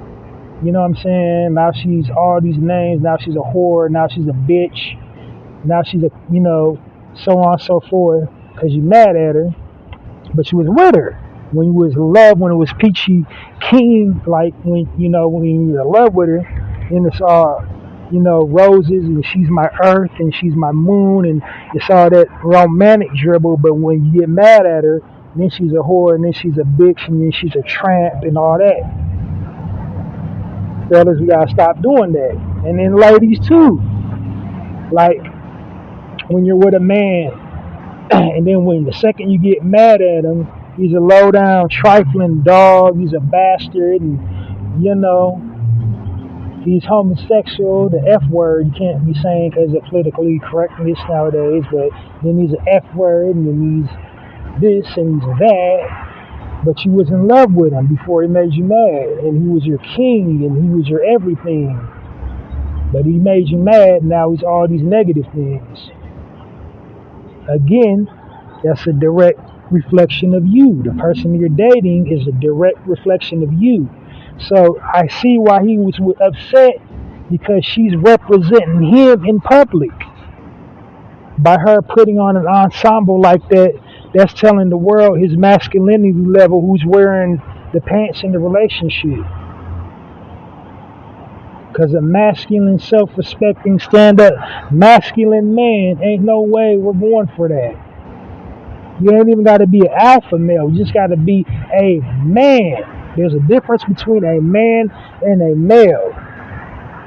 A male just has, the anatomy. A male just has a penis. But a man has morals. A man has principles. A man stands on something. A man stands for something. And if you're a man and you let your woman lead a house like that, that says a lot about you as a man.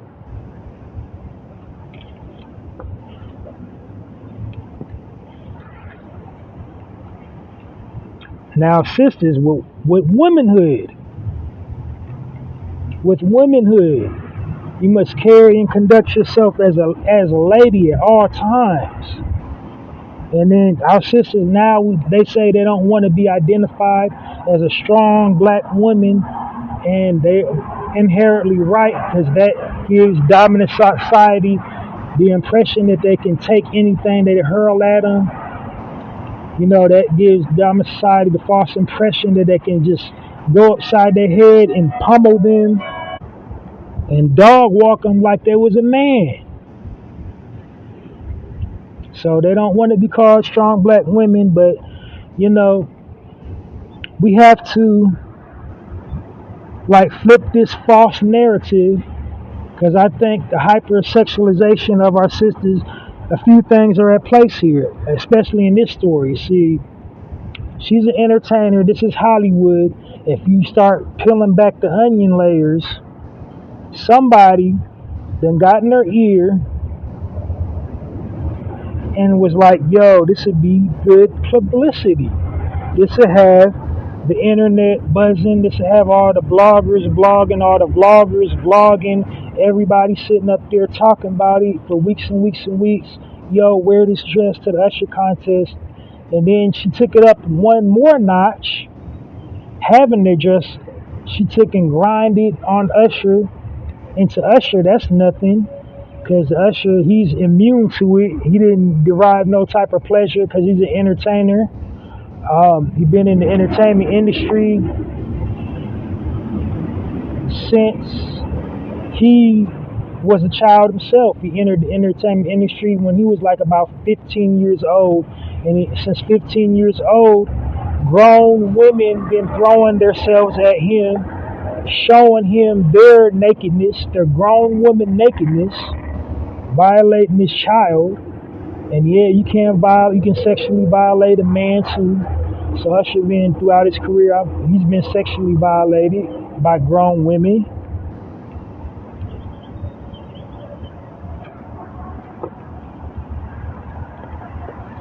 But now, he's a man. He's a father of two. His oldest, they're entering young womanhood. So I know he don't want his daughters leaving the house in dresses like that. I know he don't. I know he's going to see a whole different side of Usher if he caught his daughters leaving the house with a dress like Kiki had on. They're going to pay a price, and whoever sold them, they're going to pay a price for selling them the dress, let them have the dress, or, proposing wearing the dress was a good idea.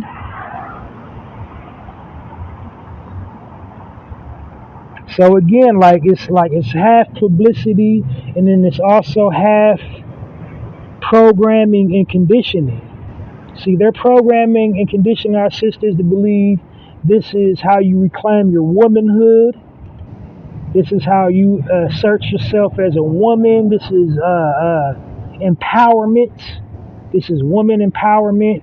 Your body, your choice. If you want to like walk around naked, don't nobody have a right to treat you and say nothing bad about you. If you just feel like being naked, they don't have the right to touch your naked part or speak on your naked part. But then, but you're flaunting your nakedness. And we live in North America. There are cultures where nudity, nakedness is just like the norm. Like places like in Central America, places like Brazil, no big deal. Everybody's naked. They got nudity on children's network in like Brazil, in Central America, in like Ecuador and Spain and all that. They got children's programming. Keyword programming with like characters that are full naked. But we ain't there. We're in North America, and that ain't cool, and that ain't popping. And then moreover, that's what you're sending and saying to our young ladies, like, go ahead, flaunt your nakedness. That's what you're setting it up the stage for them to be in the bathroom, taking them filthy, dirty mirror nudes and sending them to boys. Or worse yet, sending them to grown-ass men. And then wonder why they get sex trafficked. They're sitting up there, you don't even know, your daughter's talking to a whole grown man, sending a grown man naked selfies. He talking about, like, run me your cash app so she can keep on supplying them with nudes. And then it turns into, like he's grown, he kind of have an inkling in the back of his mind she's not full grown, and he's kind of crossing his fingers that she's not a grown woman. Then that's the wiggle room. Oh yeah, I got her. I don't gotta do nothing. All I gotta do is, take her to the candy shop. Give her a little bit of blow, buy her some alcohol, buy her some Fashion Nova, some H&M. Cause she's a young girl. They don't want nothing. Some red bottoms, and then she's mine. And this is what this nude culture is saying about our women and saying about our young ladies. The drop it low culture, the bust it open for the gram culture. We got whole, like, for real, that's where that phrase originated, for busting open for a gram. There's women on Instagram that's opening up their whole entire vagina, literally, online. Our women, our sisters. And then again, like I'm saying, no judgment. Like if you are a professional porn star, if you are like, a twerker, they got a twerker network. Women that like twerk for money, it's like a YouTube version of like a twerking version of YouTube. They enter competitions and they got their own little channels, their private channel. They'll twerk and a little extra for some tip money. Not that I know, I've researched it. I wouldn't know from personal experience. Like, I'm just saying though, like, there's a proper time and a proper place for everything that was ill-timed and not proper. Now, it would be a whole different conversation if she didn't have that dress and she went up on stage and she danced with Usher. Then it was just like, okay, she went outside and enjoyed herself, and no big deal. But when you're gallivanting your naked parts on a public domain, publicly, where it's going to be seen all over the world, you have a polarizing image, everybody knows you're Keke Palmer, now that's saying something. And so I would just say to myself, to my sister, to do a better job gatekeeping your likeness, your image. Don't let these devils sit up here and pump your head up and make you think that's empowerment and that's impacting the culture. and striking a blow for women's lib by walking around in the ensemble like that, because it's not. Because that's not what they see. Because you already know, you're a very astute, intelligent young lady. You know about the cultural divide, the double standard. It's okay for a Caucasian woman to do it. When a Caucasian woman does it, they call her provocative, alluring, sexy, all that. But when a sister does it, so yeah, it's an inherent plot to put sisters out in a certain light, to make them look a certain way. It's already a double standard in beauty. If a Caucasian woman, gets naked like that, it's not no big deal. It's provocative, it's spicy, it's alluring, all these positive things. But when a sister does it, it's slutty, it's trashy, it's whorish, so on and so forth. And then if you want to flip the narrative and be like, well, it's because the rappers say it. The rapper is calling them bitches and whores. And hey, one thing about rappers, they have groupies, right? They do shows, they do concerts. And if you ever been backstage at a rap concert, you see the majority of the women back there at a rap concert is Caucasians. And so that's the people that most rappers are talking about, that make those degrading lyrics. I tell a B to suck my D and hoe and all that. That's who they're talking about in reality. But just because they're black, we assume they're talking about, sisters. They shouldn't be talking about any women like that. But, what I'm saying, like, just putting it out there that, like, that's not, when a rapper be like B and the H, that's not all the time he's talking about sisters, like.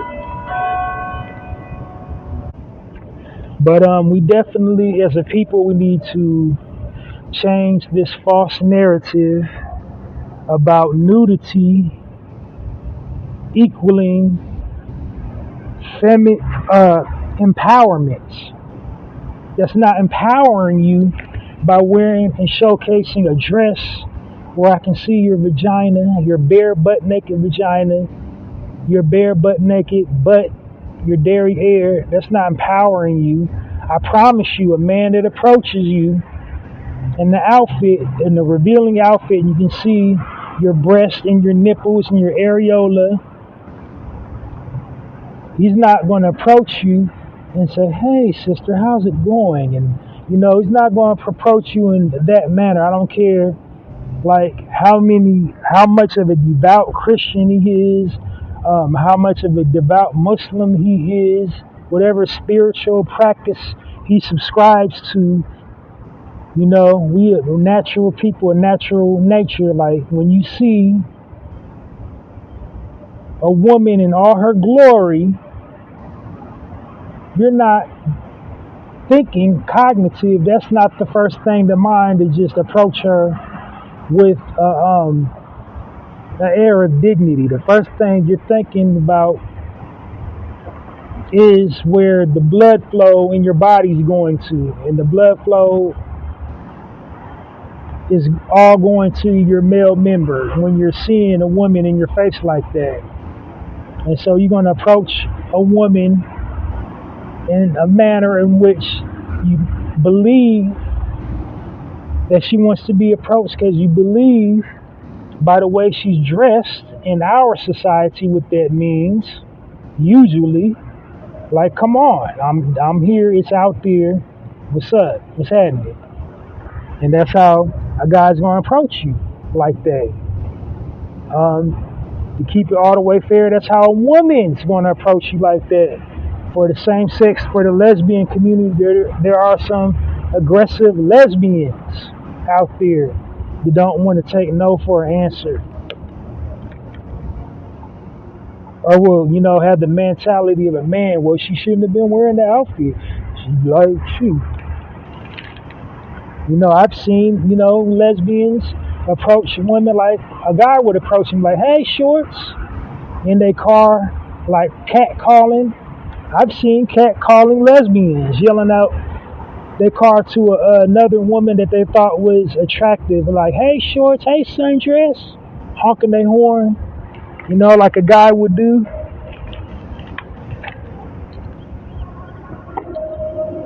Driving slow, beeping their horn, "Hey, baby girl, woo woo." So, like, y'all not even safe in that parameter, dressing like that, thinking a woman won't press you.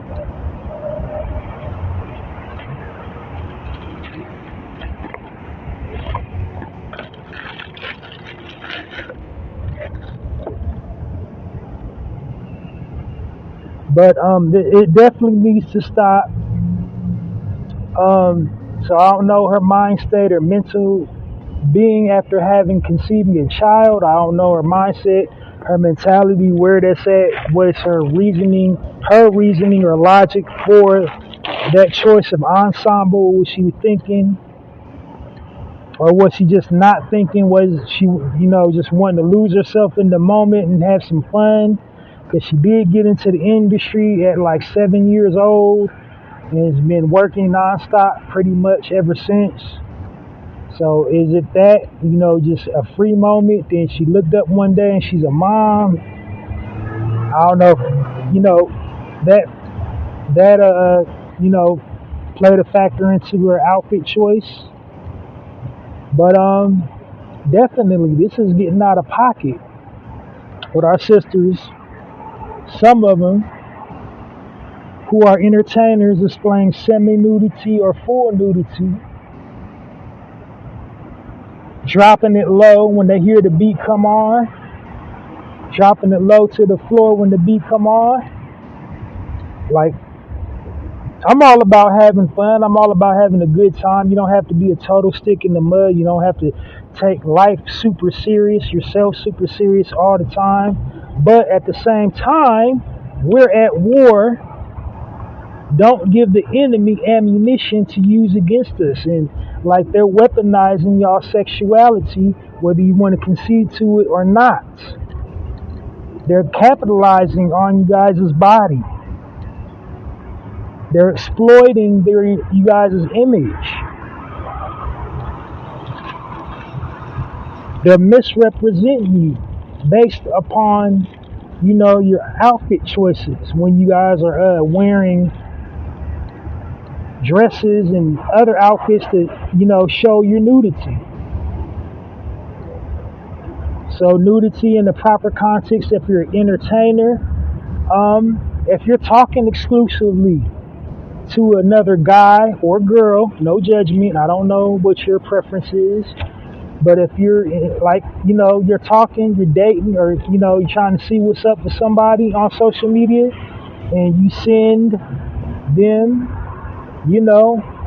some nude photos in their DM, then, whose business is that? In that context, whose business is it? That's you showing your nudity. Then that you can use my body, my choice in that respect. If it's in the DM, if you send it exclusively just for one person, like you wanted that one person to see your nakedness, you got in their inbox and send them some nudes. You know what I'm saying? Like, after that, that's not nobody's business. If you're in a relationship and you guys, like, you're walking around naked around the person you're in a relationship with, that ain't nobody's business. If you're a female entertainer and you're married or seriously dating, if you and the other person go to a strip club, a female strip club together, and a lot of couples do that these days, go to a female strip club and they on the stage dancing with the female strippers, whose business is it then? Nobody's, right? But if you're on a red carpet, if you're at an event like the Usher concert, and you get up and you're like pretty much practically butt naked, that's not the wave. That's not a good look. I'm just saying, be more selective and think about the context behind the nudity. Like, is it an actual like empowerment thing? Is it like you're doing a magazine cover and you're a movie character? She's supposed to be a femme fatale like type. You know what I mean? Like a cold-blooded killer, but then she's also a sexy woman. Like, make it make sense is what I'm saying. Don't just be getting naked just because you feel like getting naked.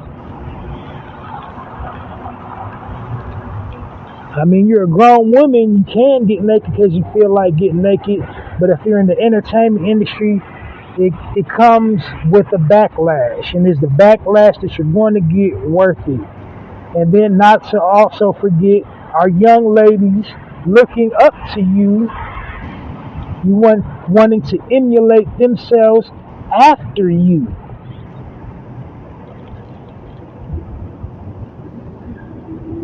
And so, like, that's kind of a little thing, a misnomer that you sign up for when you become an entertainer. Because, like, you can sit up there and say, I ain't no role model, I didn't never say I was a role model, all you want to. That doesn't absolve you from having to deal with the consequences about somebody younger looking up to you and trying to emulate you based on the images and frames of reference about you that they have that you're giving them via your social media platforms. So if you're getting naked on social media and a young girl that's following you is 12, 13, she's following her favorite movie star, her favorite rapper, her favorite R&B singer, and she starts, trying to leave the house naked like her favorite star. Then what? How you gonna feel then? What you gonna tell little mama when she gets abducted and sex trafficked? Because she's up in the bathroom sending nudes to grown men. You gonna put it squarely on the parents? Oh, that's the parents' job. Like, if you ain't gonna do it around your child, don't do it around nobody else's child.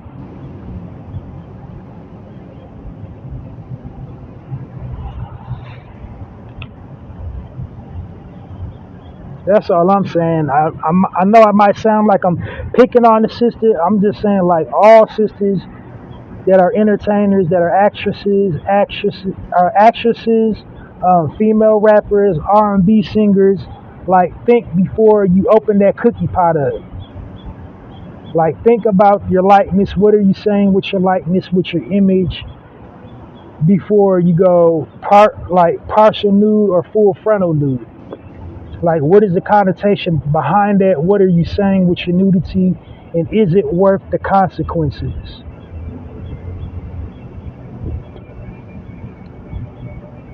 Because we definitely, we're at war, and we don't need to be feeding the enemy ammunition.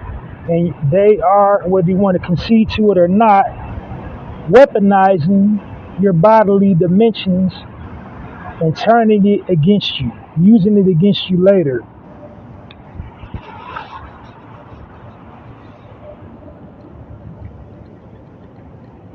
So that's all I really want to say about that. I think the dress was a poor choice. I don't know what her mental mind state, what she's going through these days. Behind that, like, I believe she's entitled to have a good time, to enjoy herself. She is in the prime of her youth. She don't have to be all stuffy and super serious all the time. But then also, she is a mother now. She got to start, having some discernment about everything she does. And, like, is it worth it? Just think, is it worth it before you do it? Yes, you only live once. You only get to be young one time. We all did, like, silly things when we were young. And keep in mind, I don't think Kiki's over 30 yet. If she's 30, she's probably just 30. If I'm doing my math correctly, I think she might still be in her 20s. So, it might just be a maturity thing. But, you know, and before I close out on that topic, I also want to just put this jewel out here. I don't think nobody, no matter how old you are, should be looking up to celebrities and, thinking these people are perfect because they're on TV, because they appear to be glamorous to you and they appear that they have it all together. Like they just trying to figure it out like you trying to figure it out. The only difference between them and you is they're in front of a camera. The only difference between them and you is they're getting paid to figure it out, and you're still just like trying to figure it out and not getting garnering a paycheck for trying to figure it out. Like they trying to figure it out like you trying to figure it out. So they ain't perfect. They're going to make mistakes. They're not infallible, and I think it was one of them things. I know she's probably wiser after this whole debacle. She knows what not to do next time because she been getting drug all over social media. I think she actually released a statement in regards to it. I would just say, we'll see how she says when she reflects on this next year, or like in 2 or 3 years from now, and looking back at the Usher concert, like 4 or 5 years from now, what would be her answer? And like, would she still believe, she's striking a blow for the feminist movement in a dress like that?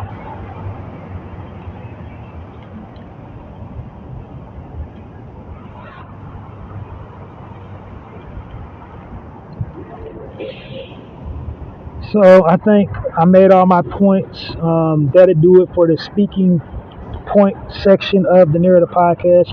And on to my very last section, and be closing out here. Thanks for listening so long. So, all right, this is my last section of the Narrator podcast. This is called my final thought or final word. I kind of switch back and forth between the two. Sometimes it's final thought, sometimes it's final word. But, what it is, what this section is basically just a philosophical nugget, a pearl of wisdom, a gem, just something to make you think critically, something provocative, like, I never thought about it like that, something to resonate with you, and, just something wise, something insightful. If it applies, use it. If it doesn't apply, let it fly, because obviously the message was not for you.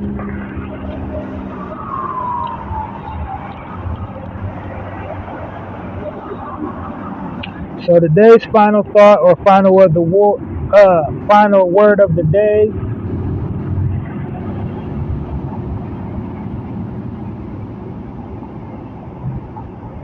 So it's kind of long, so I'm gonna go with final thought for this week. So my final thought is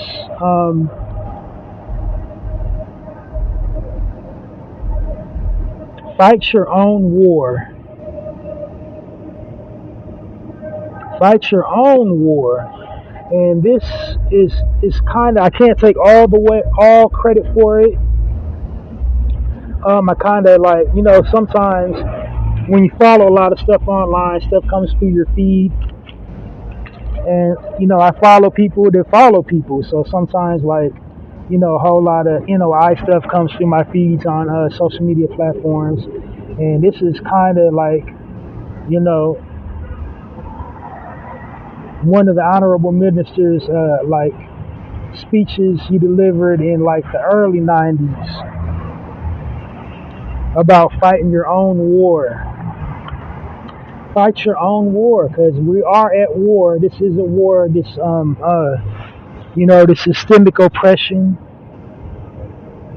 You know what I mean? Like, you want to go to war with the system, with the white man, and all this.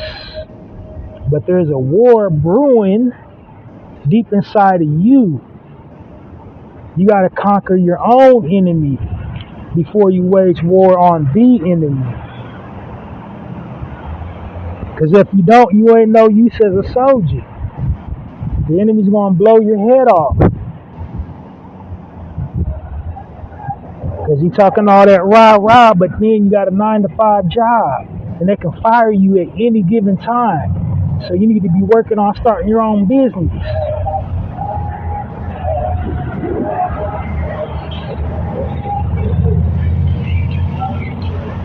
Then you want to advocate for stuff. You want to advocate, be a relationship guru, advocating for healthy relationships. But then your own relationship that you're in with the other person ain't healthy. Why ain't that relationship healthy? The relationship you're currently in, but you online giving relationship advice, is because you haven't mastered yourself. You ain't conquered the unconquerable enemy that resides within you, between your ears, the enemy between your ears. Not the one in the ground, not the one with the pointy tail and the pointy beard and the trident. You got to conquer the devil from within. What Lauren said, Hill said, and that thing, you're not going to win if it's not right from within. You're not going to win if it's not right within. Like if it's not right from within, you're not going to win. There's a war going on inside of you, brewing inside of you. You have things you need to work on. Because you want to go to war with all these things that you have no control over. Things are going to happen regardless of you worried about it or not worried about it. The outcome's pretty much not going to be the same.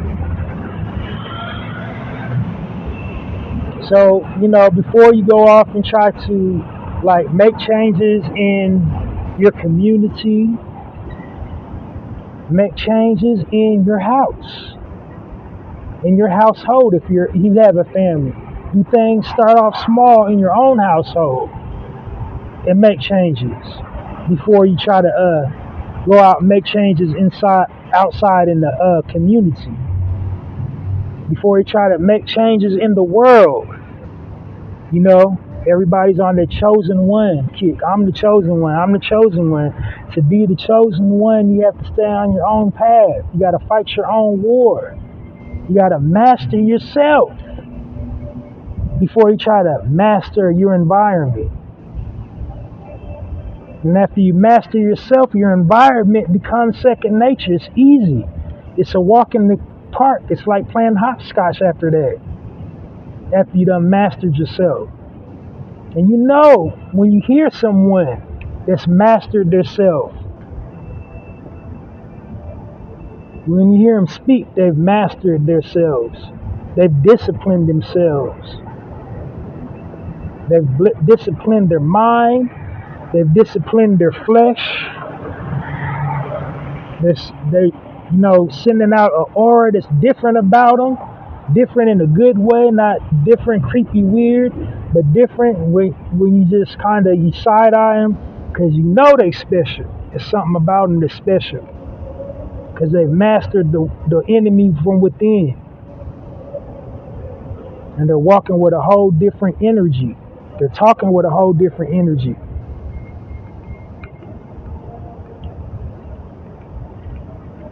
So before you go to war on all these before you go to war on climate, before you go on the war on politics, before you go to war on the system, systemic injustice, fight the war right in between your ears, that war. Win that war first. You don't even got to win the war, you just got to win a couple battles. Win a couple battles of those. We all got our things that we need to work on. We all have shortcomings in life. But if we don't master ourselves, we can't do nothing masterful in life. Now, nobody will argue that one of the most prolific martial artists in the world is Bruce Lee, and he's super philosophical and deep, metaphorical. And I use him a lot in this section. Because like he died in the 70s, but everything that he ever said when he was alive is still true and relevant to this day. So there was a movie, a scene where he's training, I forget the title.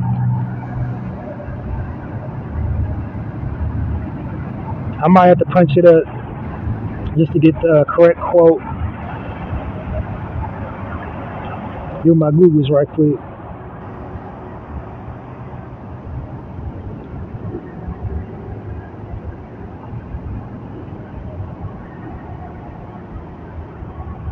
Seeing what movie it came from.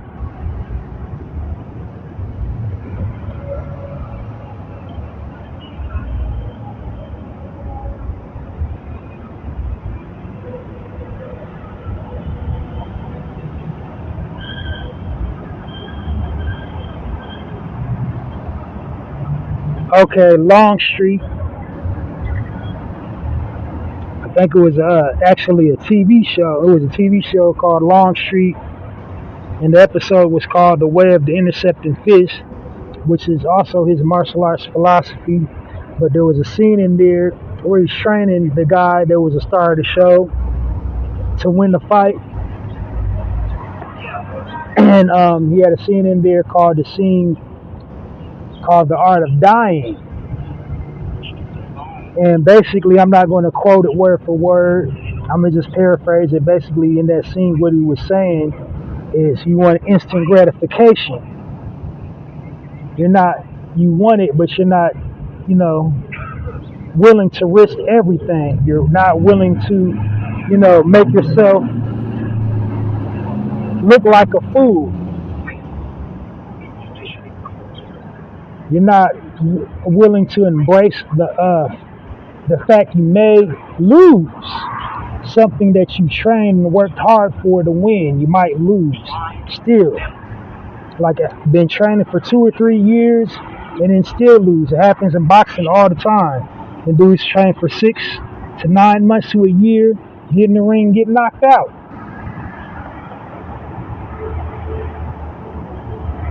So basically he's saying, like, to win you gotta master the art of dying, so when tomorrow comes, you're liberated from it, you're free from it, you're not even worried about it.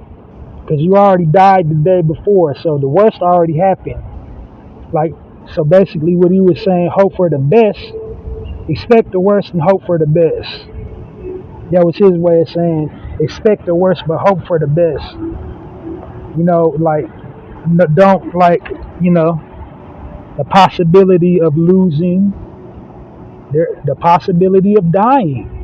If you're really truly passionate about something, you're prepared to die for it. And then there's another saying, I'll die on the hill. That means I'll die for my principles. That means you're really about that life. If you're about that life, like you say, you're about that life, then you won't run from the things that you know you need to work on. You won't go sitting up here distracting yourself with all these other little mini wars that you're fighting instead of fighting the big war, which is the war with yourself. So, in closing, in the final section here, on the final thought section of the Narrative podcast, to reiterate, win the war that's brewing inside of you. Win your own war before you hop on the battlefield to find a new war to fight. Master yourself. Master the war that's brewing on inside of you. Win that war first.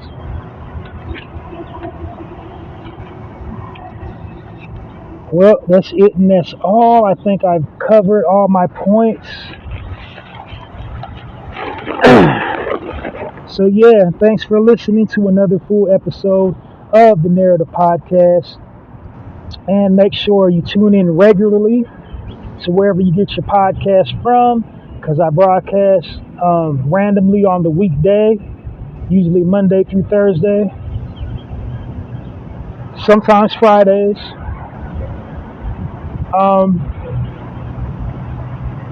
I just go pick a time to go live to not miss me when I go live. Follow me on YouTube, and my YouTube handle is just Halsey Allen. It's my viewer page. This platform I'm on broadcasts directly to my YouTube channel. So every time I'm live, it broadcasts directly to YouTube. So follow me on YouTube, Halsey Allen. Click the subscription button and the notification bell, and you won't ever miss a live episode of the Narrator podcast. Then also follow me, Halsey at I Stay Good on Twitter, and you'll know it's me, Halsey. That Halsey, because I have a title of my book pinned to my page, the Black Card. But follow me on Twitter, and you'll never miss me when I'm live, because this platform that I'm on broadcasts directly to my YouTube and Twitter. So follow me either on Twitter, I'm Halsey Allen on Twitter, or follow me on YouTube, and you'll never miss me when I have live episodes of the Narrative podcast, if you follow me on YouTube or Twitter. What else I got going on? So I already mentioned that I have a copy of my book pinned to my Twitter. And the name of my book is called The Black Card. It's a book of poetry. It's 30 insightful poems capturing the entire, the entire black experience as a people. Everything we encounter, endure, and go through as a people.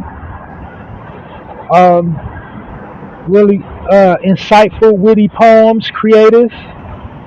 You will love it. It's a fantastic read. Super convenient for a travel read, and it'll make a good coffee table read. Cleaning up around the house, in the tub. If you got a tub, I wouldn't recommend showering because the pages get super wet. But yeah, go check it out. It's called The Black Card. To purchase The Black Card, just go online and visit the online bookstore on poetizer.com and purchase my book titled The Black Card. It's written by me, Halsey Allen. You'll love it for yourself or to make a good gift for somebody else, but go buy it. And then also support the Narrative Podcast. Download this episode and all previously recorded episodes of the Narrative Podcast. What else I got going on? I got tons of stuff going on, but I just always plug my most imminent recent stuff I got going on. I have a personal poetry blog called hallziespoetrycorner. It's on blogger.com. The address is www.mrhalziesblogs.com. And the way you support it is basically go to that link and share poems from Halsey's Poetry Corner on all platforms. The tagline is Halsey's Poetry Corner. Poetry with a passion. Poetry for all occasions. And when you read one of my poems, you'll find out why.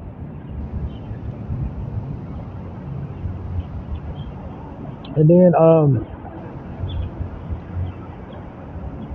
just share them. Share them on your YouTube. Share them on your Twitter, TikTok, whatever platform you're most fluent on, most active on. Share a poem from Halsey's Poetry Corner to your preferred platform. And yeah, so what my poems are, they're just basically like written off the cuff in the moment. Just uninhibited poetry. I don't think about the topic.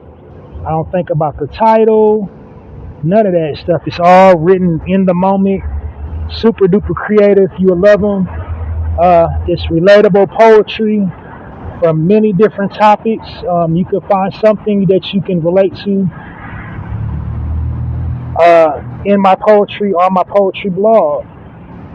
So go support it today. Check it out. Halsey's Poetry Corner on blogger.com, www.mrhalseyblog.com. Well, that's it and that's all. This episode of the Narrative Podcast is wrapped. Join me next weekend for another full episode of the Narrative Podcast. I'm Halsey Allen, changing the narrative one episode at a time, and I'm imploring all you listeners out there in podcast land to join me in my crusade to change the narrative one episode at a time. I'm challenging you to change the narrative on your platforms one social media post at a time. Well, that's it and that's all. I'm out of here like last year, sending you guys love, light, healing energy.